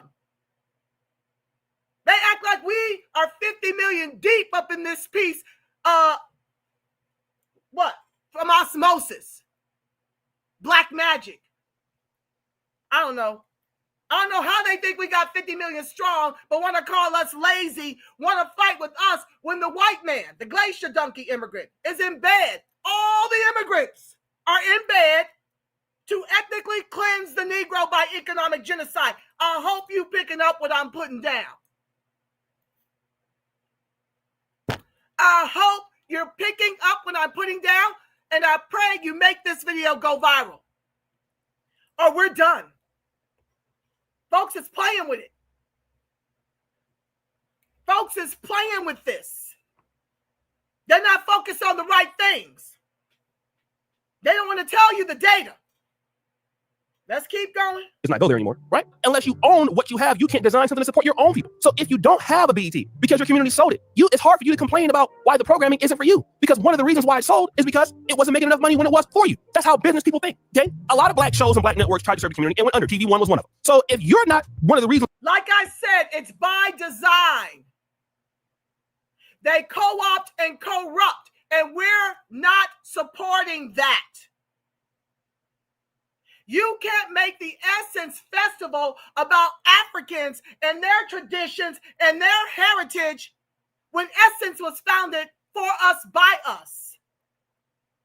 And expect us to still come down there and patronize our ethnic cleansing by economic genocide.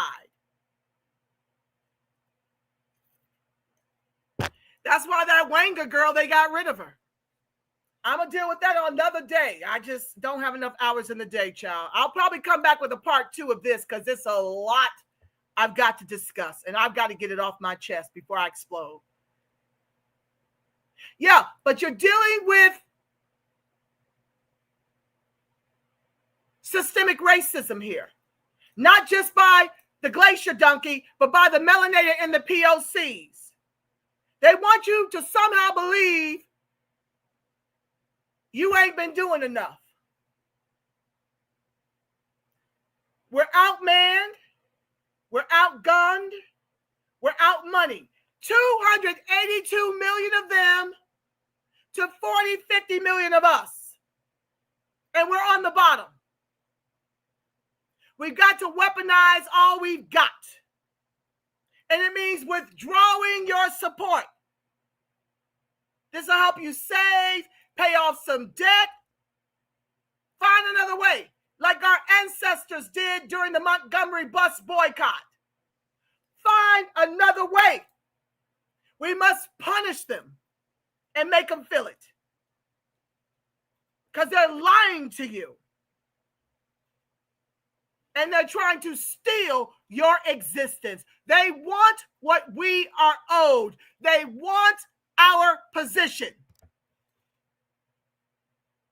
That's why black business is growing. I'm talking about everybody as a community. Then we got to be careful of what we're saying because business people are going to go look at where is the growth. And right now, okay, in the black community is also growth for business. But I'm gonna tell you, people are going to look towards where the numbers are at. If you're an English-speaking person, you're going to go to where you have the most English-speaking people. The black diaspora, so the black American community, yes, that's one. You can go to Caribbeans, you can go to Nigerians, you can go to Ghanaians, you can go to Sierra Leoneans, you can go to South Africans. I mean, just like a tour person. Chris Brown sold out of South Africa. People are going to go where the money is, all right? How to diversify. I don't mind Negroes taking their business and going out here and capitalizing. That's not my issue. My issue is how we are set up for failure. We are set up to fail. And this has been going on since we built about 50 Black Wall Streets by our bootless straps. And glacier donkeys came through and burned it all down and lynched us and murdered us off in the process. let me tell you about a recent line of events that happened out here. Baldwin Hills Crenshaw Mall was for sale. In 2021, a Black community group, Downtown Crenshaw Rising, DCR, offered to buy the Baldwin Hills Crenshaw Plaza for $115 million cash. But the mall's owners accepted a lower offer, $111 million bid from a white-owned developer, Heritage Development Group.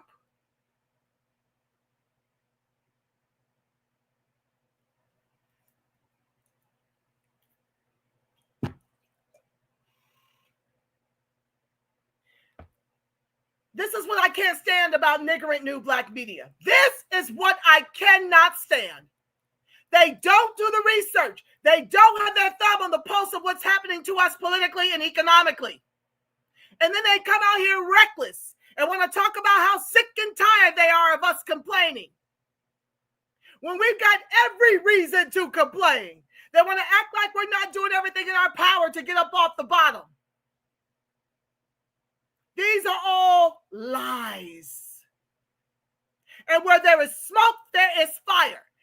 These white developers took out a $111 million loan, what we had $115 million in cash. And you should see that Baldwin Hills Crenshaw Mall.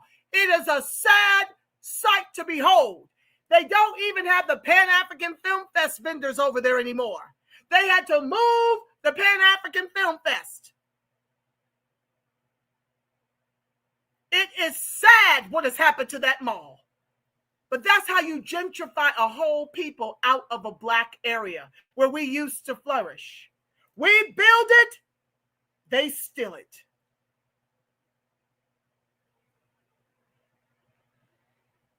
I'm done with that video pretty much. I want to share just a couple of other things before I come over here, and you get the gist. If you want to watch the video, you could go watch it. It's O'Shea Duke Jackson.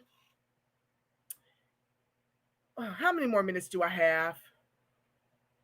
I'm just going to play it out. If I got something else to share, just to listen, we've already been here over 2 hours, child, the ghetto. But I can only get to you once, maybe twice a week. I'm going to try to do better, but no promises because y'all know how that goes. My audience, how to diversify my money. And we can't get mad because people are doing that. Every business works like that. I'm gonna give you an example. In the early 2000s, iPhone came out. iPhone was only with one carrier. Those of you who remember, what was the carrier? AT&T. AT&T had an exclusive agreement with Apple. Now, if you can remember that time. I've made my case. I don't need to hear any more of this. Okay, I'm gonna stop sharing this because I don't need to hear any more of his excuse making as if it's as simple as diversifying when we've not been made whole. We've not been made whole. You just want to dump and pile on. Make it harder for us to get off the bottom. Using our reparations, our taxes, and our Social Security to make immigrants more whole while we suffer the highest rates of homelessness, unemployment, and underemployment, evictions, redlining.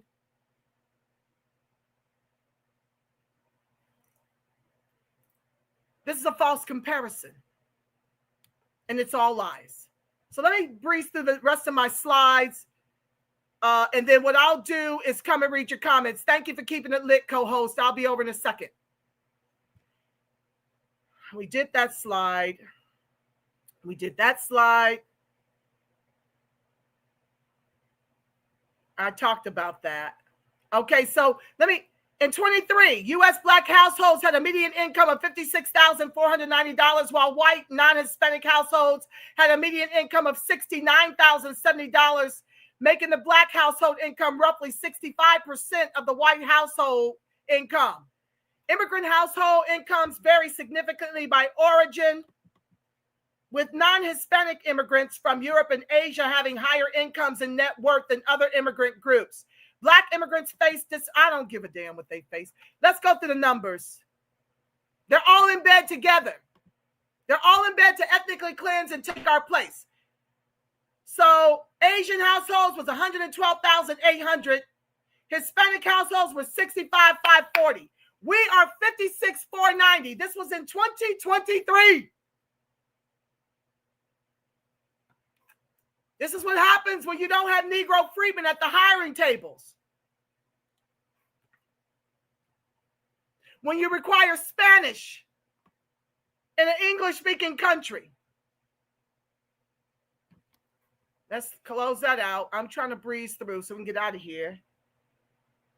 Black-owned employer businesses accounted for roughly 2.7% to 3.3% of all U.S. employer firms, despite Black Americans making up about 14% of the U.S. population, indicating underrepresentation compared to their demographic share and to white and immigrant-owned businesses.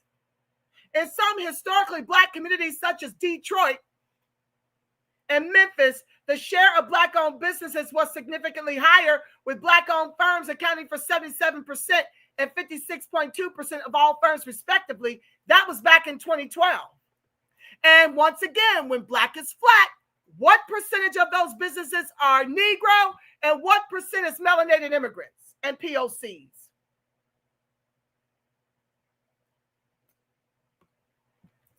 We don't even have businesses in our communities commensurate with our numbers. We're just simply being taxed without representation.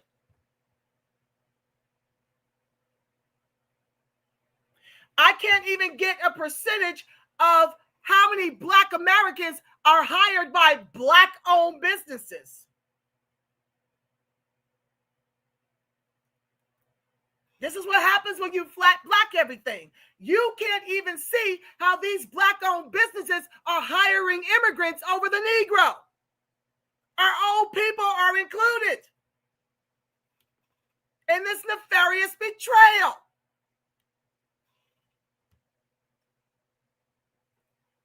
Now, the beauty of boycotting BET, even though I couldn't get the numbers on subscriptions, they flattened Black, so you can't see what share of the subscriptions is Caribbean, what share is African, and what share is Black American. But when you look at the fact that we're about 50 million in this country, I think their numbers have grown. Let me ask AI real quick. Hold on.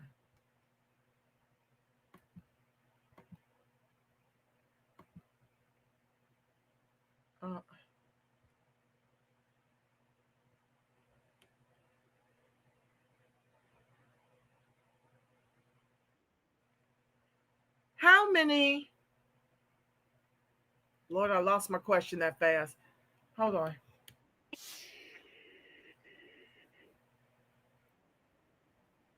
Stop. Okay. Just give me a second. A little hot. I was about to check. What was I about to check, y'all? Just ranting. Oh, my goodness. Okay. Students, have y'all been listening?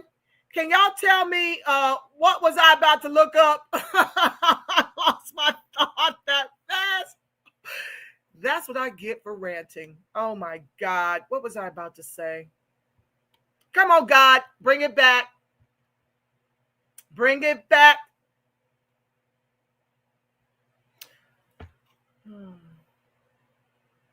Oh, thank you, God. I was going to check their numbers in the U.S. Thank you, Most High. Okay. How many melanated immigrants? Oh, Lord. How many Black immigrants are currently in the U.S.? Okay, so no, this is wrong. Okay, so there were approximately 4.6 million Black immigrants in the U.S. as of 2019, representing about 1 in 10 of the total Black population in the U.S. at that time. The number is projected to more than double to 9.5 million by 2060. So when you look at that, you see that even if all 4.6 million of them watch and got subscriptions to BET for the Caribbean Award Show, if 50 million of us unsubscribe from BET, we're still winning. You already heard in my numbers, if all you making between Latin and Caribbean is $9,566 a year, and all you making is about $700 a month in the African continent on the median, they can't afford subscriptions. We can shut it down, family. We can shut all of this down. Our erasure and replacement in the film and television industries.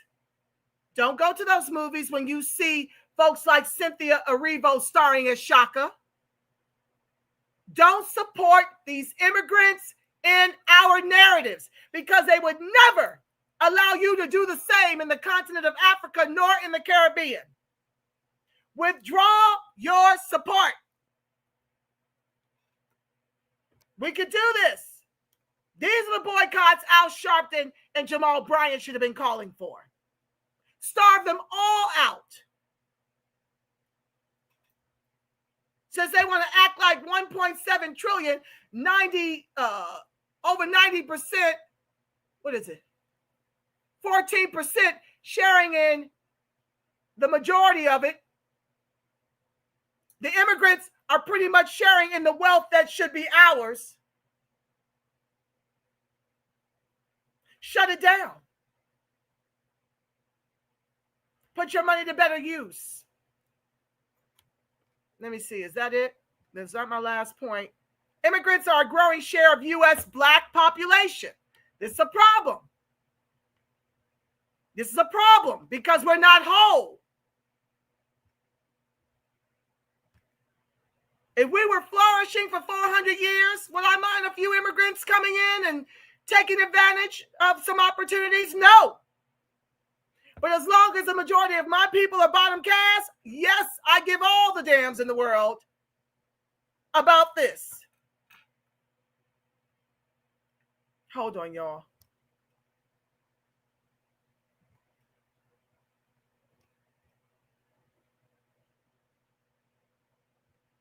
Immigrants are a growing share of U.S. Black population. This is the problem with Blackness. You don't see your ethnocide even happening. You don't even see it occurring until it's already happened. I'm living it out here in California.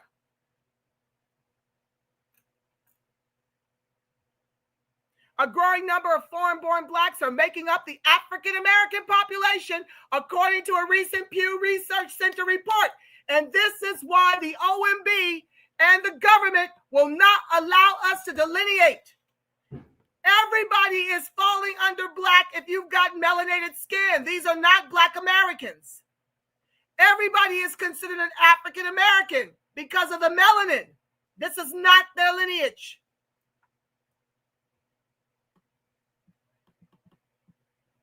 Look at this. The makeup of the African American population continues to change as more foreign-born Blacks move to the country. According to a new report by the Pew Research Center, in 1980, Black immigrants were 3.1% of the African American population. In 2013, they made up 8.7%. Jamaica, Haiti, Nigeria, Trinidad and Tobago, and Ethiopia are the top 5 birthplaces for foreign-born Blacks. Not their poor. The ones who can come over here and climb right over you into political spaces to tell you no to get over slavery, no to our reparations. Most move to the Northeast and the South in equal amounts. That's what I was going to do. Hold on, let me check.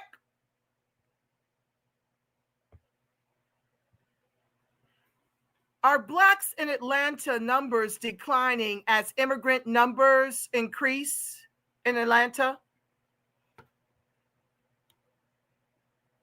In the city of Atlanta, the Black population has been declining as a percentage of the total population, while immigrant populations and the white population have grown.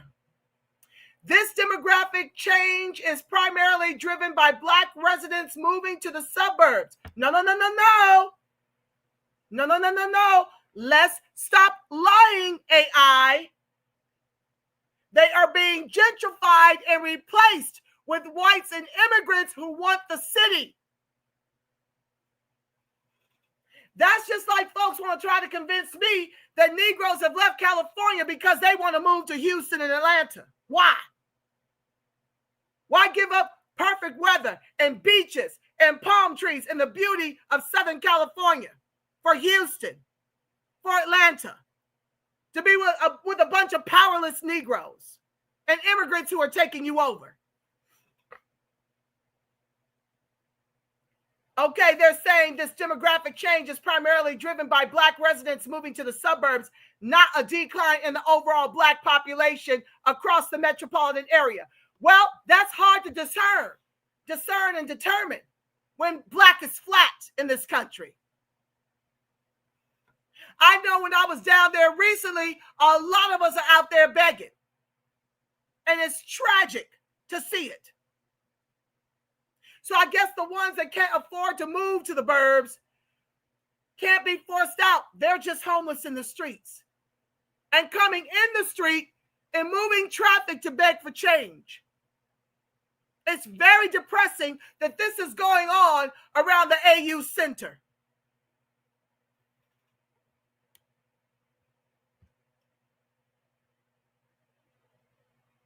And even though the Caribbean population continues to be where most are born, the population of Black immigrants born in Africa has increased by 137%.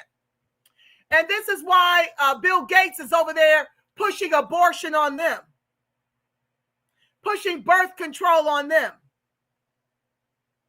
pushing vaccine on them.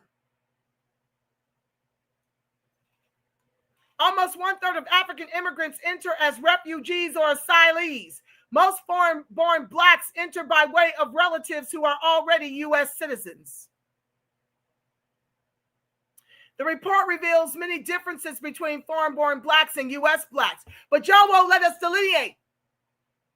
The OMB said in a meeting I attended that as they ethnically cleanse us, the reason why we stay at 14% is that we're being replaced with melanated immigrants that have nuclear families and money. I'm paraphrasing, but that's what I heard. That is what is siphoned through the lens of the reparationist perspective. That's what I heard.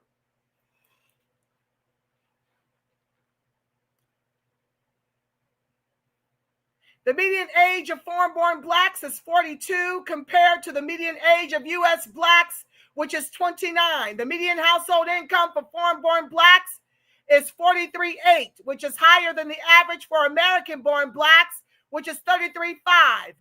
Okay, let's look at the date on this article.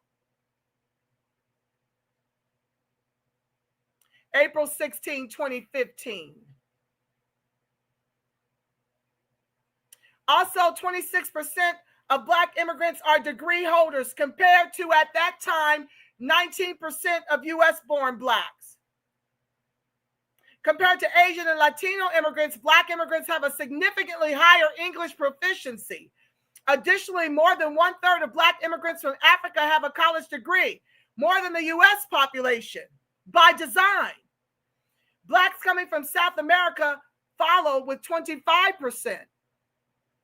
Even with higher income averages and education, foreign-born Blacks are less likely to be homeowners. That's not true anymore. 20% are living, never mind. I'm not going to finish with these stats from 2015 because they're outdated. But I did want you to see that. If it was that in 2015, what do you think is now post-pandemic?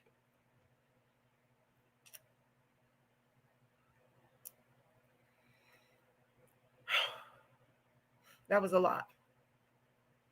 Okay, so I'm gonna stop there and come and read your comments and then do my decree and my declaration. Hold on. I'm gonna do my declaration. And pray us out, the prayer protection. Let's go. I'm only going to read the pertinent comments in the namesake of time. Let me thank Mario and Rashawn, my producers of last week's broadcast. Thank you, thank you, thank you. If you'd like to contribute to my advocacy for the Negro freedmen, you can do so at Cash App, $TRPTV. Like, share, subscribe is free. And it helps push me up to the algorithm so more people, more of our people in particular, can view this video and get some serious education about what's going on, okay, with our lineage, okay? Let me fly my banner. It has the Cash App scrolling in the bar below, and also the description, okay?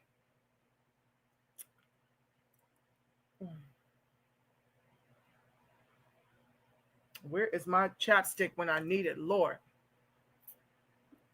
I done talked my lipstick off, y'all. Thank you for joining the live. I see you. Okay, let's go up. I'm going to read the pertinent one so I can get y'all out and get you to bed so you can get ready for your work week.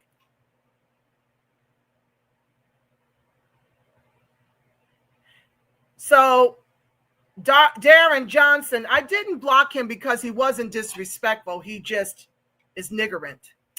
He says, if you want it, earn it yourself or leave. I never owned slaves and I busted my arse just to make ends meet myself. I never had benefits that minorities had, like the UNCF. Well, this comment happened before the live. Hopefully you got some education. You know, you will never have busted your ass to the degree that the Negro freedman has in the country of our ancestors. What you did with the help of our government and our reparations and our taxes and our Social Security will never, ever compare to what our ancestors did and what we continue to do to stay afloat in the country of our ancestors. There's no place for us to leave to. When you were here before Columbus and Plymouth Rock landed on you, and the majority of these glacier donkeys got here after we fought and won the Civil War and we fought and won our emancipation, our reparations was used to give them an insurmountable number of years of the Homestead Act, which continues on and through to this day.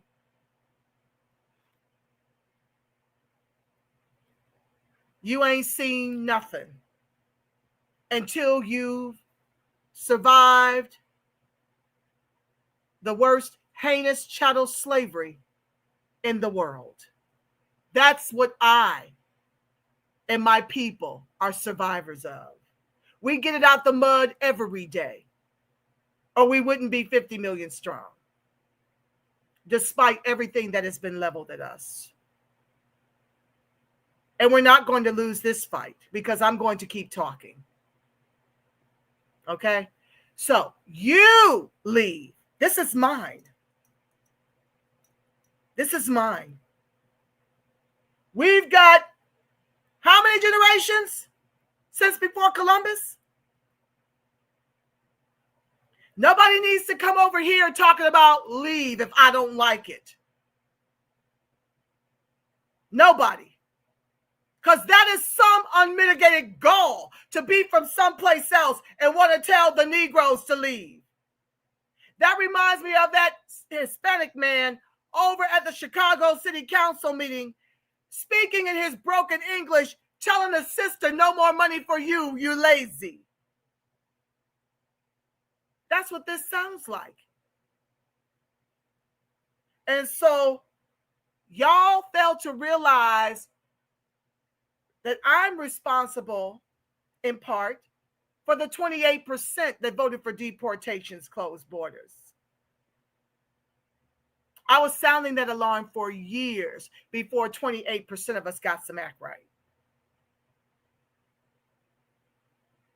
So I might be small over here, but I'm mighty. Because this ain't the only place I'm talking. I make social media spaces like a fifth job. You must not know about me. That's okay. Over 400 videos. Go get you some education. Then holler at your girl about how much you actually owe my people for your comeuppance in my country, because your show didn't do it in yours. Okay?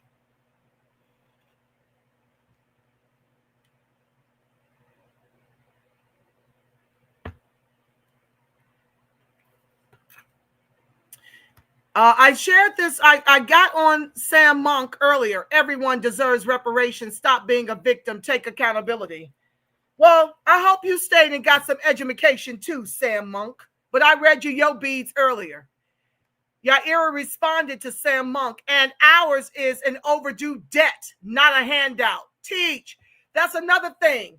Y'all want to sit up here and act like reparations is welfare. Like we haven't been accountable. Like we're playing victim because of a debt that we are owed. The 40 acres and a mule was rescinded, Glacier Donkeys, to make you whole with the Homestead Act that continues on and through to this day. So please, this is not welfare. This ain't Barack Obama. Like Mitch the Bitch McConnell said, Obama is your reparations. No, the hell he ain't. He's in bed with y'all to upend the Negro. Got rid of the Negro identifier. So he thought. That's why I use it. It's on my birth certificate. He and Grace Ming tried to get rid of the Negro that way. They're doing every manner of thing to take us out. We must weaponize our votes and socialize our suffering and weaponize our dollars and withhold and withdraw. Get these people together. Sam Monk and her Glacier Donkey posse too. Get them together. Show them what you're working with.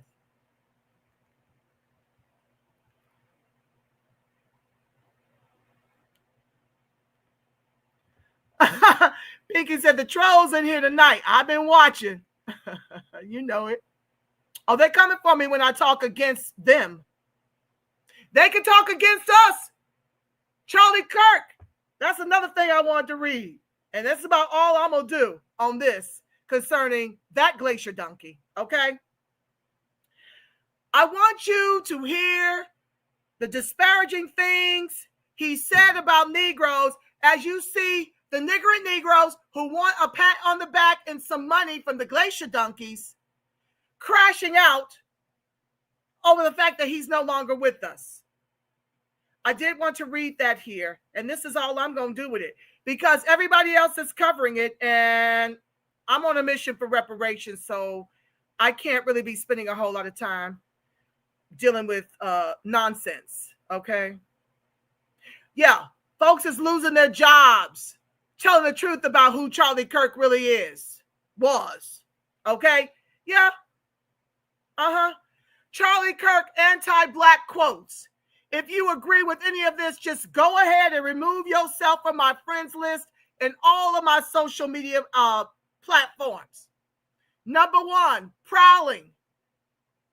Prowling blacks go around for fun to go target white people. That's a fact.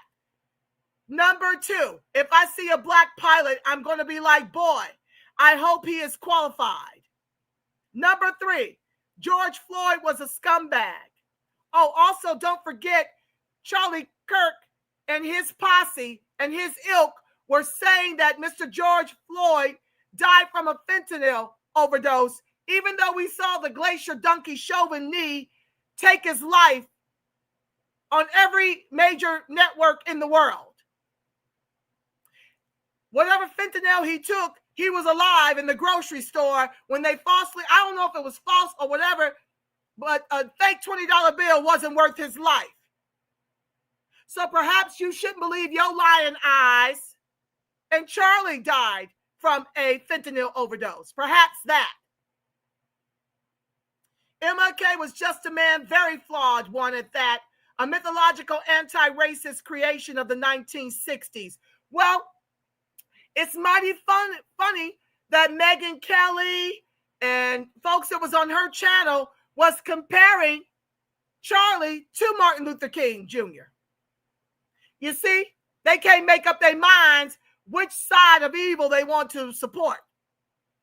How is MLK Jr. good enough for you to compare Charlie to? But this is what Charlie had to say about MLK. Make it make sense. The great replacement is not a theory, it's a reality. If I'm dealing with somebody in customer service who's a moronic black woman, I wonder, is she there because of her excellence or is she there because of affirmative action, which white women benefit from, mostly LGBTQ white men and immigrants. That used to be ours.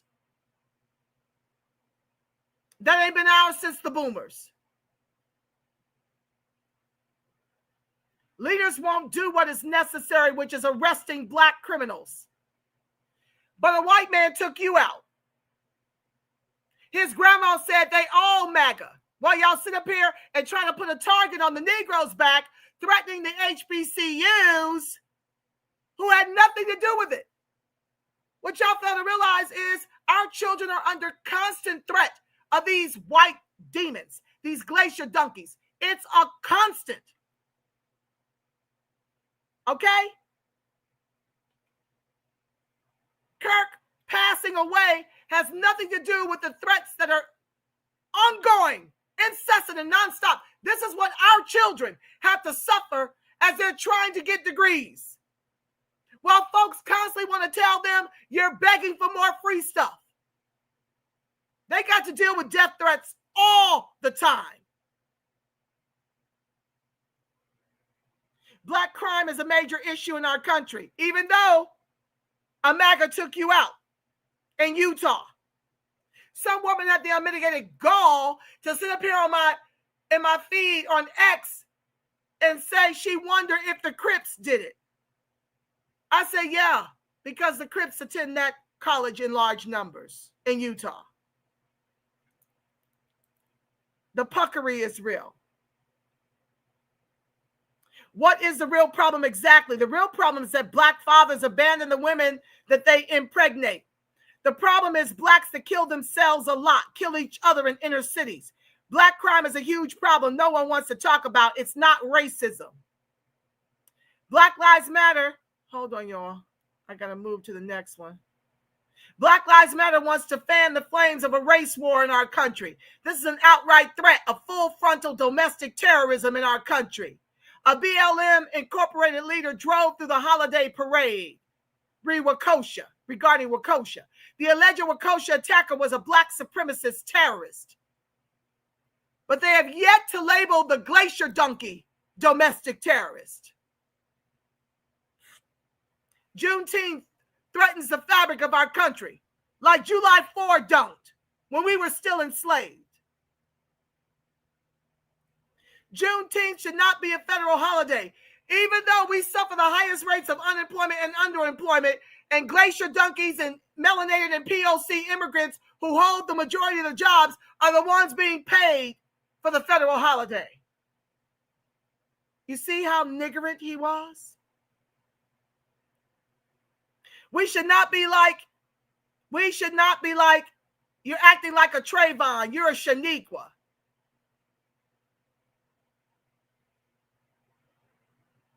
About Yusef Salam of the Central Park Five, he once took part in the gruesome gang rape of a jogger in Central Park after getting away with gang rape.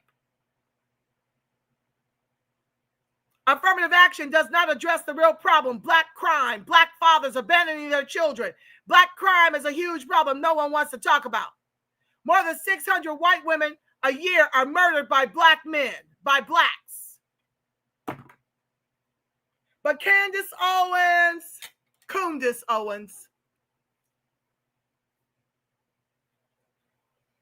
and so many others are crashing out.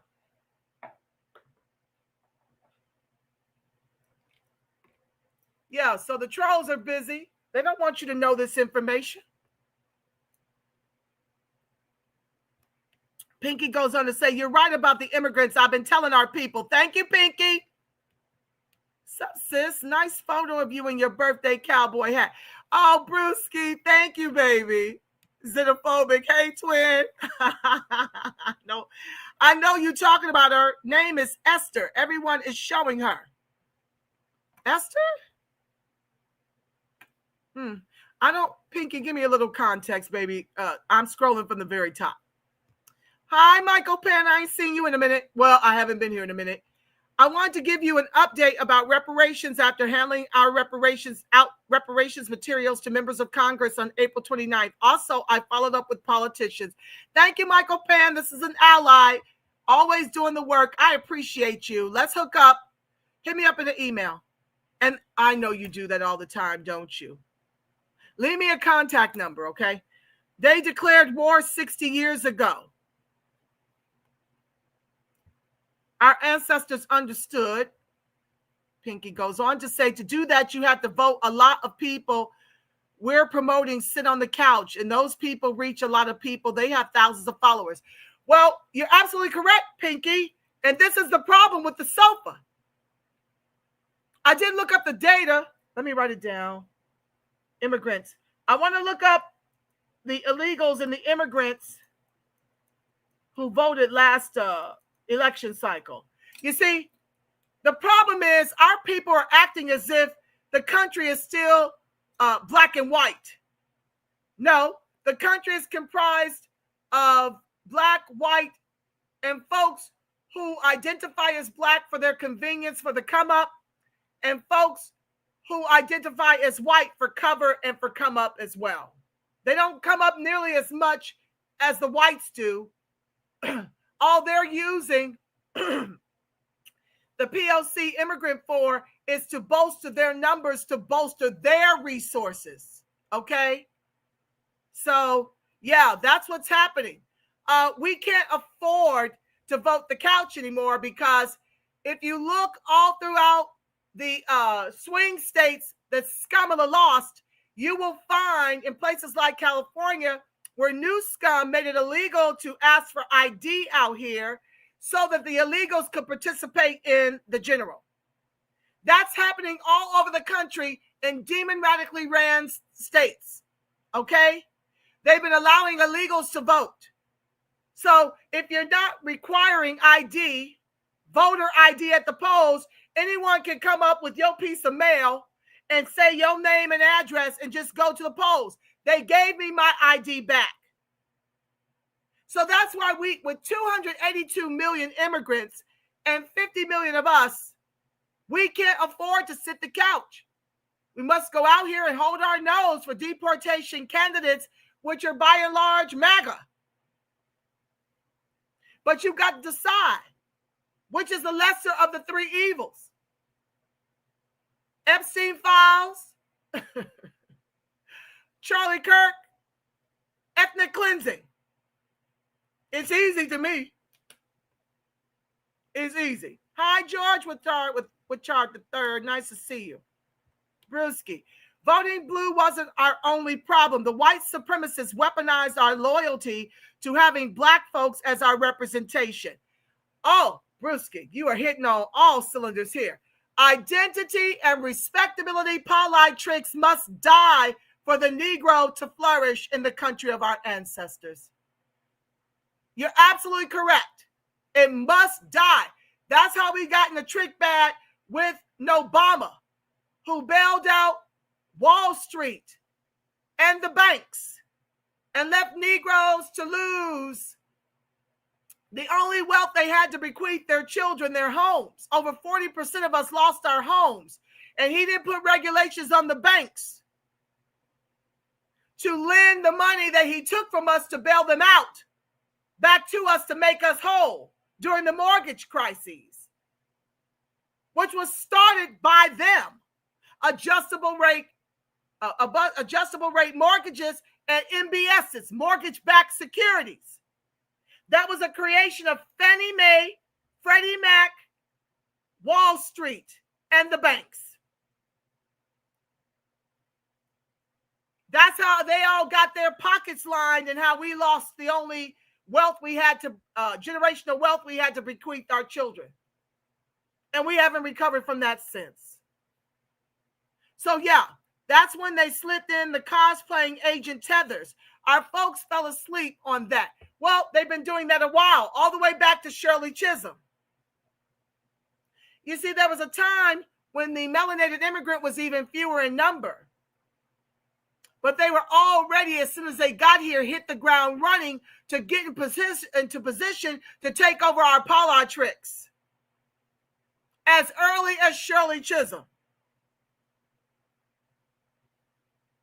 So it didn't just happen. Through flat blackness, through identity and respectability politics, that's how Obama got through. So we've got to give that up as well. You're absolutely correct. At Darren Johnson, you never had slaves. A lot of people didn't, but all of you that come to America benefit from slavery of our ancestors. If you don't want to pay, go back to your country of origin. Well, there it is. Go build your stuff for free. And then allow us to come over after you build your land of milk and honey and allow your government sit back and allow them to give us free housing, free food, free cash aid, free job fairs, higher incomes. Yeah, let me know how that works out.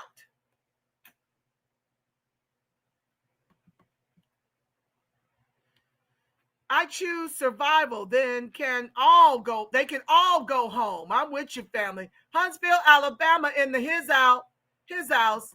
Sis, Cash App is not working. What? It's not. Oh, well, I don't know why not. I'm over there, child. But thank you for trying. I appreciate you. You can also PayPal the rep.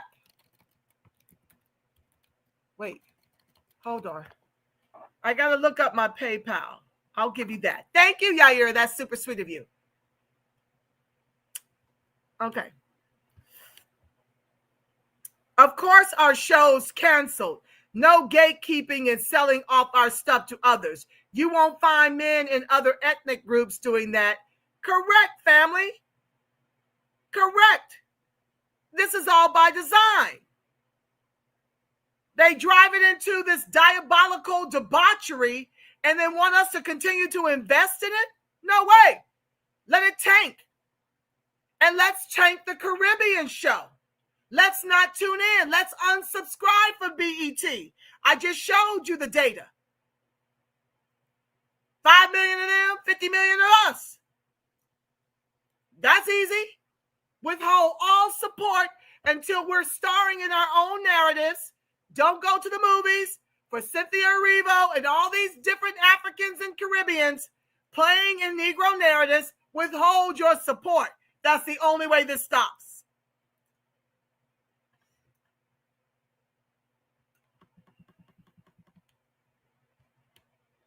And they can get advertising dollars with Caribbeans. Let's see how long that lasts. Absolutely. That's what O'Shea fails to understand.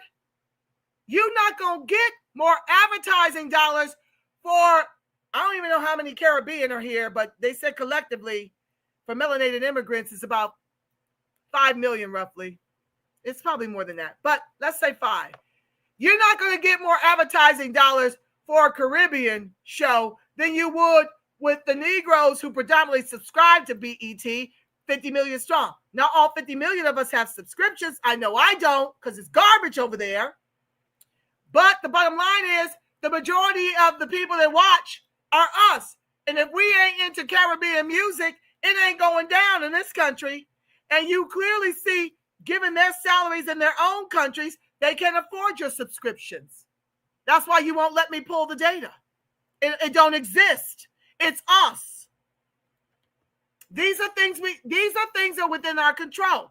I told you I'm not going to be coming over here trauma bonding with you without coming up with solutions. A protest vote and a boycott is what God gave me. My inner Yahuwah Yeshua gave me that. Okay? So let's be about these things since we don't have any political power anymore. I don't know that we ever did, truly. Because As they were giving us civil rights, they were already planning to backdoor it to immigrants. Yeah. No different than Reconstruction. It was a tiny period. Then they robbed and pillaged the Freedmen Bureau Bank. Freedmen Bank. Yeah, James Brown was rapping back then too. Yeah, they just because it didn't have a label called hip hop or rap doesn't mean it ain't been around since forever in this country. Give me a break. Every music genre was created by an American. You better understand and understand and overstand. Some of this is our fault. We didn't gatekeep. Absolutely. Well, that's where I blame the boomers and the silent gen. They should have been gatekeeping. We were children. We didn't know any better. At the Caribbean Awards, they will say they invented the music. That's what they do. That's why we withhold support. That's why we check out. We need to boycott. Absolutely. That's what I'm pushing for. Black and white are color of law 1705 or 1726 Christian Black Code status. Yeah. These are social constructs in order to keep us bottom caste based on our lineage. But they can only do that through our skin tones.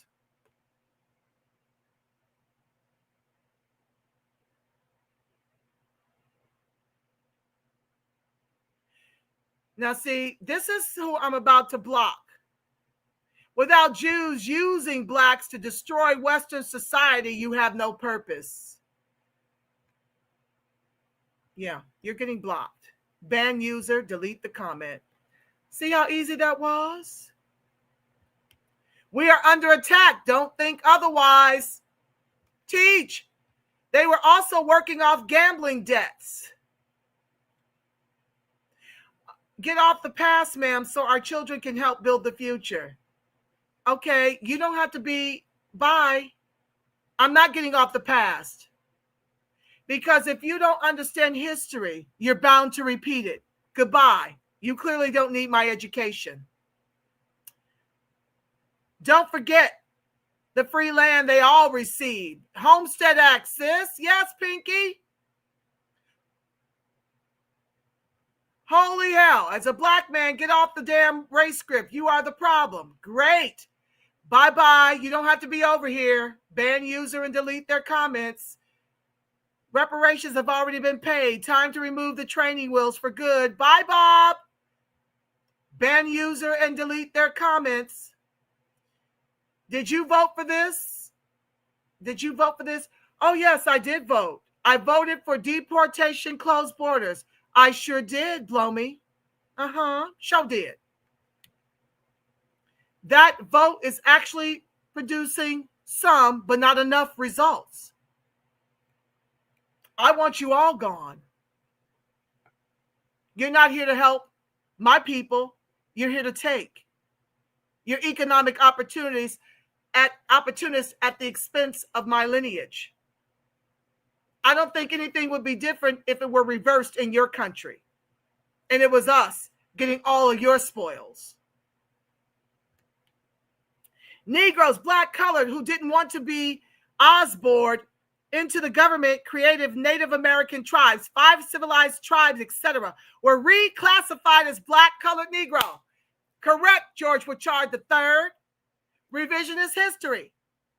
This is the way you keep people in confusion so they don't understand that the majority of us were already here before Columbus. They can't show you no artifacts of any of these alleged slave ships that were supposed to have brought all of us here. But y'all buy that story hook, line, and sinker. Thank you, George. Brilliant. Yes. Share, share, share. I want to see those numbers that show the percentage of well-to-do black immigrants who are allowed to flee here. Black immigrants' bragging rights is based on comparing their best to our impoverished. Bingo, brewski. That's what I'm talking about.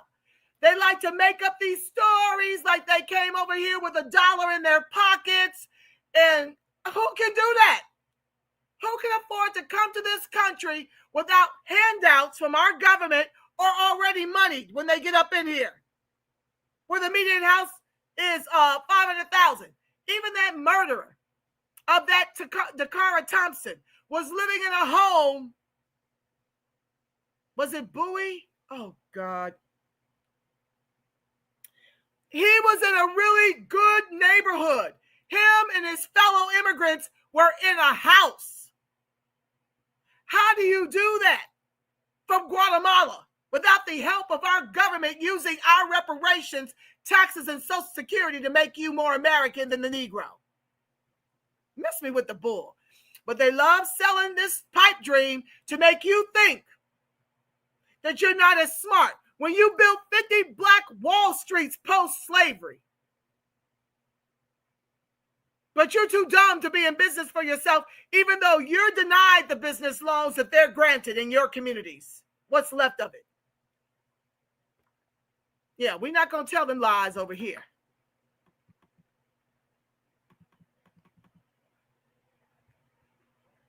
To keep their indigenous names, they were offered a deal to keep those names if they go be a part of the government federally creative Native American tribes. And that's when they made $5 white Indians. And I keep promising the Negro, we're not going to get reparation until the white folks find a way to become $5 Negroes.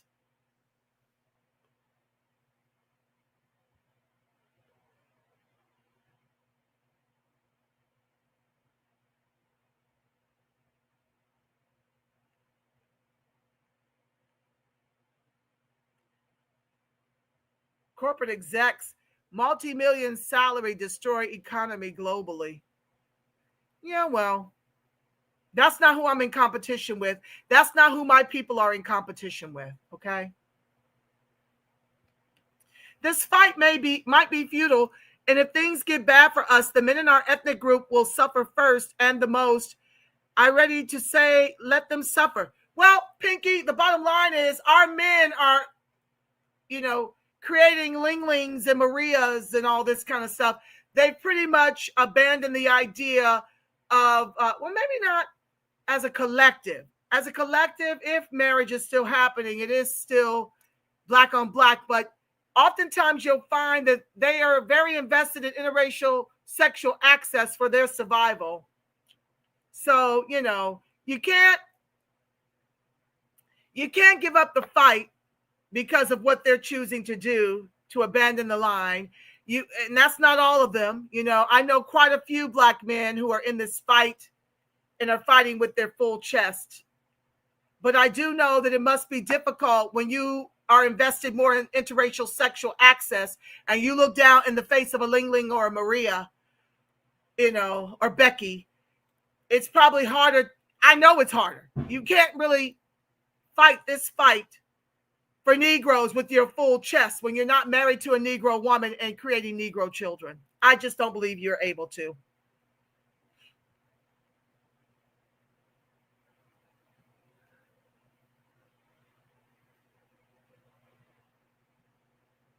Okay, Jorge, I see all of that, but that's not really what I'm talking about. Pinky says Trump just took $64 million from the HBCUs. How do we have $64 million? I don't understand that. If you got this from an MSNBC or one of the lamestream medias, you just cannot believe it. Because what I know, when Joe Crow and Skamala were in office, they were telling the HBCUs, we're not giving you any federal money unless you open it up to whites and other immigrants to be on your campuses. So I don't know what to believe anymore. Trump, listen, I didn't vote for Trump. I voted for deportation, closed borders. Trump was the only candidate offering it. Green Party wasn't offering it. Libertarian wasn't offering it. Democrats weren't offering it. The couch was not offering it. Because I understand from living here in California what immigration does to the Negro. And I'm not out in the orange groves or the avocado fields. I am in corporate. And it's done us. We're done. So I don't listen. I don't know what to believe. I believe they're both in bed. I believe that both parties suck for the Negro. I'm not on party. I'm on policy. And all I know is that Skamala was offering us abortions as if 100 million Negro babies given back to God ain't enough, while allowing illegals to come into the country and birth citizens with our 14th Amendment. Okay? That's what I know. I see that in real time. So like I said, my protest voter strategy is for our survival so that we can maybe one day flourish up in here. But not if we keep voting for demon rats in the couch, and not if we keep patronizing these immigrants that own our communities.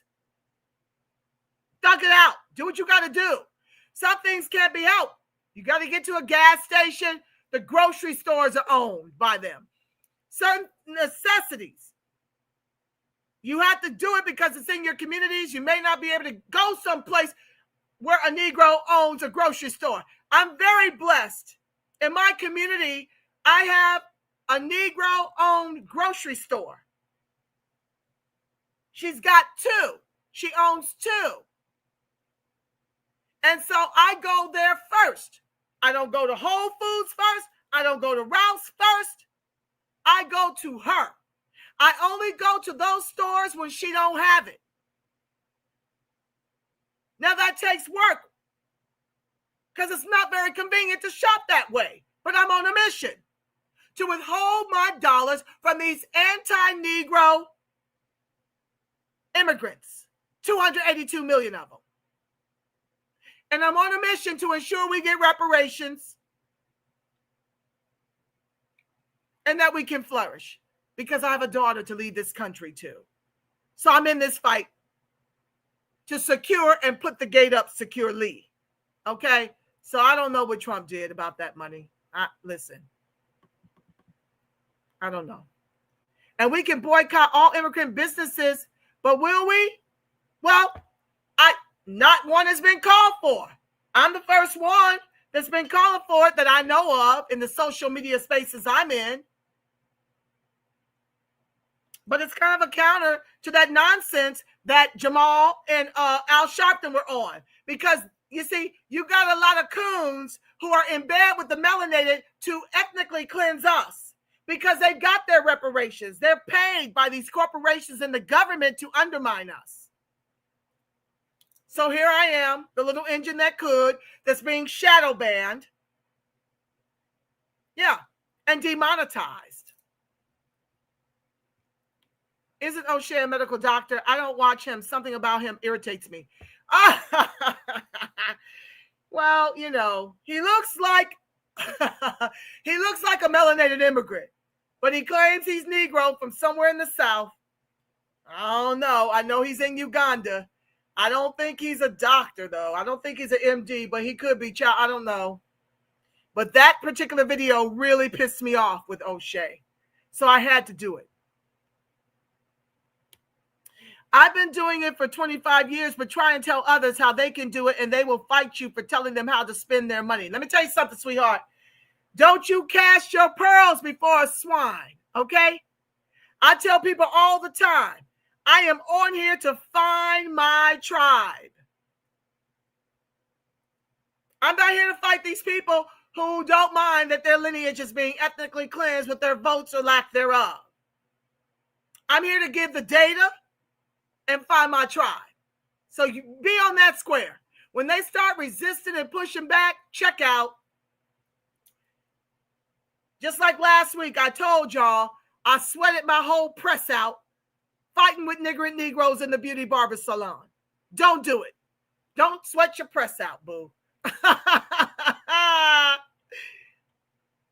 O'Shea is not for us. I think he's a Pan-African. Yeah. That I wouldn't doubt it, but some of his content makes me laugh, child. And you got a lot of people that are Pan-Africans, that are Africans, Caribbeans. All they do is get their numbers up on ScrewTube off of what? What's happening to the non-cultured, uncultured Negro in America. All of their content is about us. And they got more subs than me. They're making far more money than me. They're not shadow banned. Oh, yeah. Oh, yeah. That's okay, though. I'm going to keep going. Because the line is on the line. What's up, The Rock? I see you, fam. Are we so far gone that we can't come back, family? Never that. We are a blessed people. We are God's chosen. Okay? No, we're not too far gone. That's why no matter how many mental health breaks I've got to take, God says, get back in the ring. You got more information to share and impart to our people. Go out there and find more comrades. So no, I don't believe we're too far gone, especially if we incorporate my Negro Freedmen protest voter strategy and my boycotts.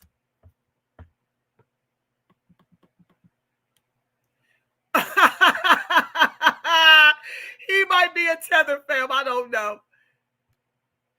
Dante Williams, yeah, he's African. He sure looks it, but he claims to be us. He talks FBA, but you know, lots of folks do to get them channels, get them numbers up, get that Skrilla. On key, what happened to Basia? I don't know what that means. It's really hard to watch the immigrants fill up all the jobs at these large organizations. Oh, yes, because that's where they turn on their accents to code switch and signal to white folks that they are safe to hire. They aren't the loudmouth Negro like us. They're going to be okay with the colonization and placating to the glacier donkey. The glacier donkey is the real problem. The glacier donkey is the real problem. I got to find this, y'all, because I got to share it at the end.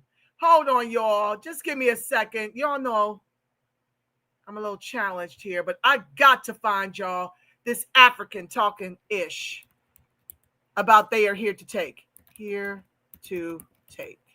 Here! Come on through. Look at me. We are here to take. Where is it at?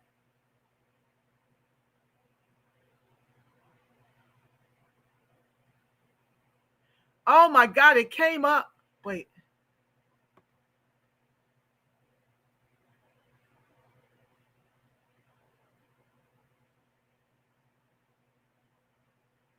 Miss Powell. Okay, y'all, just give me a second.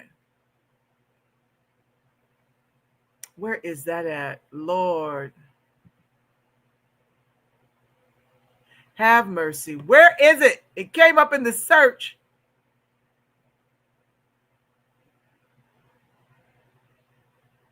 Just give me a second, y'all. Bear with. This is epic, and I really want to bookend it, but if I don't find it, I'll have to research next time. It's sure enough populated. Hold on. We are here to take. Hold on. Delete.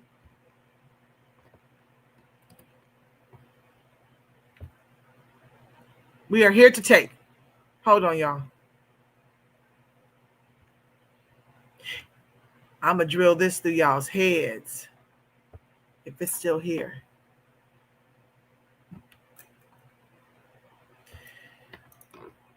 Hold on, y'all. Just a second.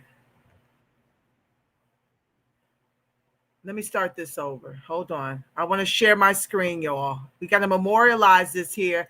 I need to open with all of these type of series with this. Hold on. This is rich. It's epic.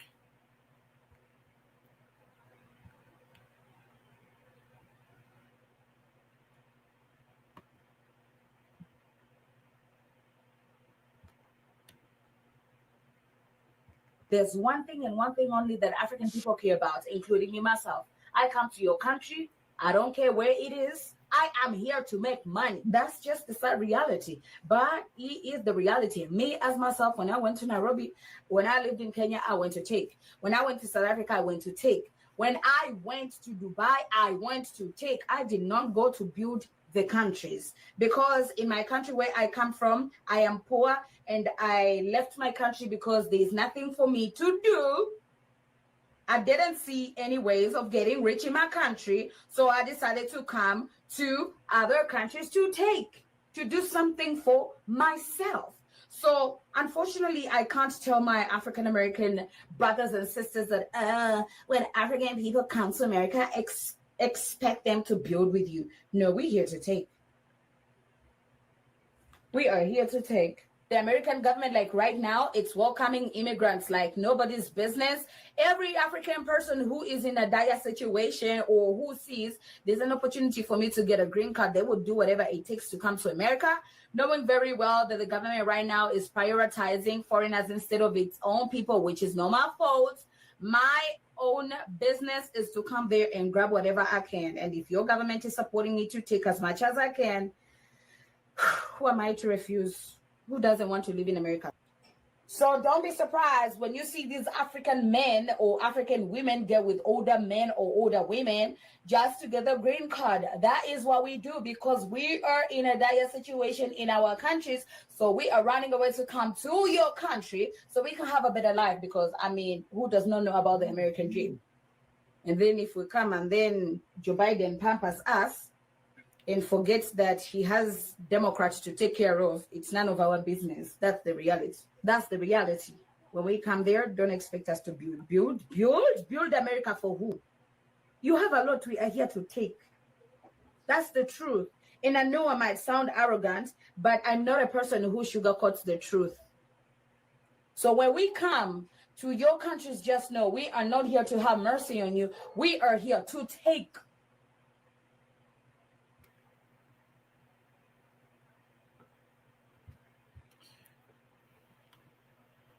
To my point. To my point. Okay.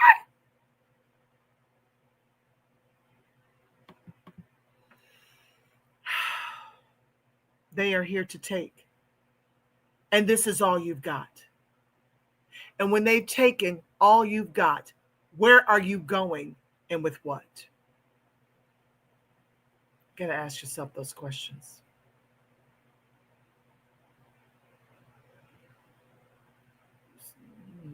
Lord, where's the comment at? Shaz. I'm sorry, I done lost my place now. Just a second, fam. I gotta scroll back down to get to Shabaz's comment. Shabazz. Oh, sorry, guys. It jumped. There we go.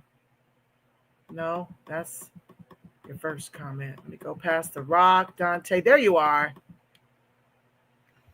So it's really hard to watch the immigrants fill up all the jobs at these large organizations. It's by design. This is why I call for a protest voter strategy for deportation, closed borders.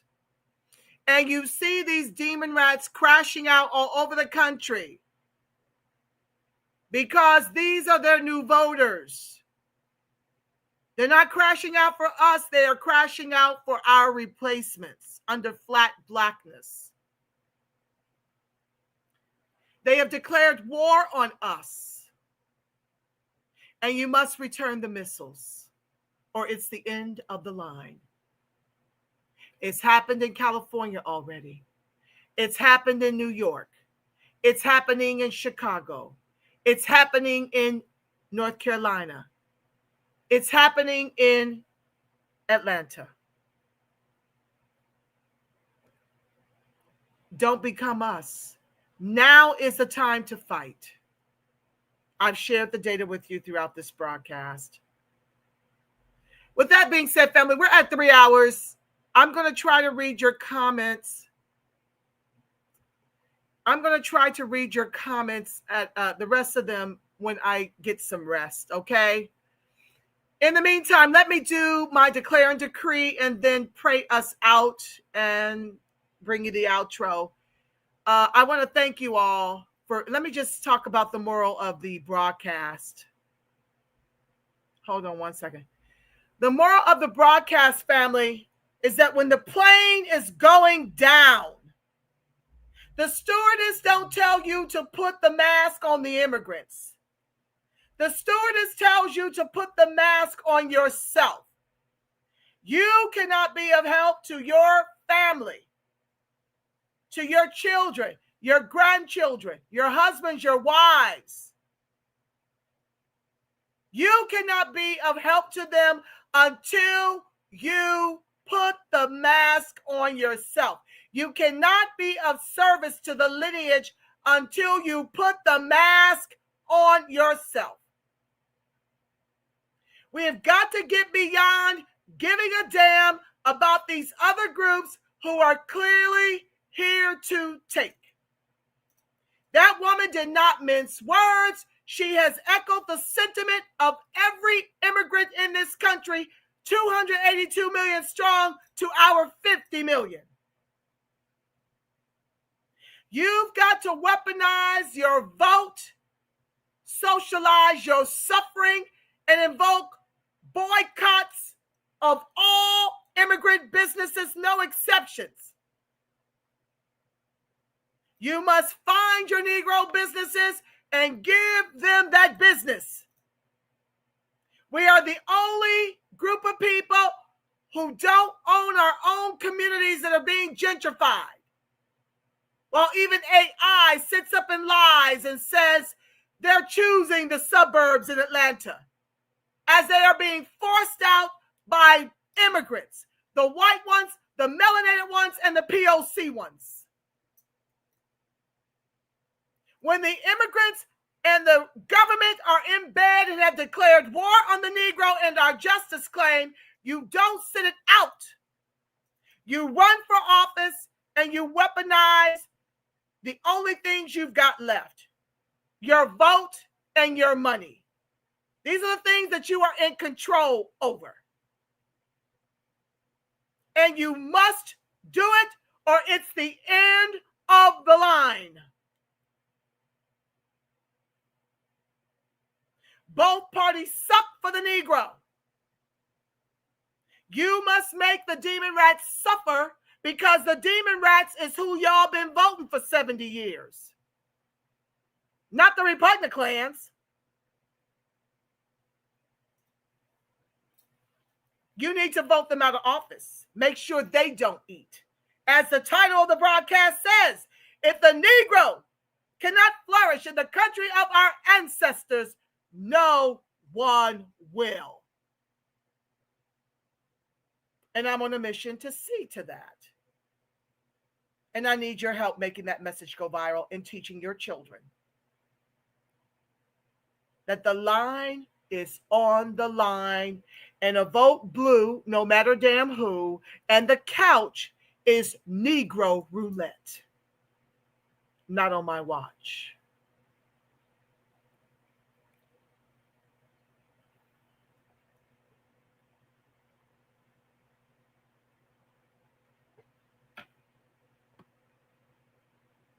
I declare and decree that the highest form of righteous judgment is served over all corrupt beings of the government, judicial system, including the police officers, child protective services, judges, attorneys, immigrants, FBI agents, the CIA, and all personnel working for the U.S. corporation with 3 Ks with wicked intentions. All hidden corruption and agendas are now destroyed forevermore, in spirit and in flesh, in sleep and in awakened states, across all timelines, realms, and dimensions known and unknown. The light of God surrounds us. The love of God enfolds us. The power of God protects us, and the presence of God watches over us. Wherever the Negro freedmen and our allies are, God truly is, because, family, you are the face of God. Yes, you are the voice of God. You are the body temple of the Spirit of the living God. Until we meet again, family, I want you to make it a beautiful, God-inspired rest of your evening and morning and work week. And until we meet again, family, I believe in for each and every one of us a ton of peace, love, and boycotts, and delineation, and deportations, and reparations, family. Thank you, chat, for keeping it lit. I greatly appreciate y'all in the comments. I will respond as soon as I get a little bit more rested, okay? Thank you for keeping it lit, and thank you for tuning in. I love y'all. Negro Freedmen strong. Yes, I do. Peace, family.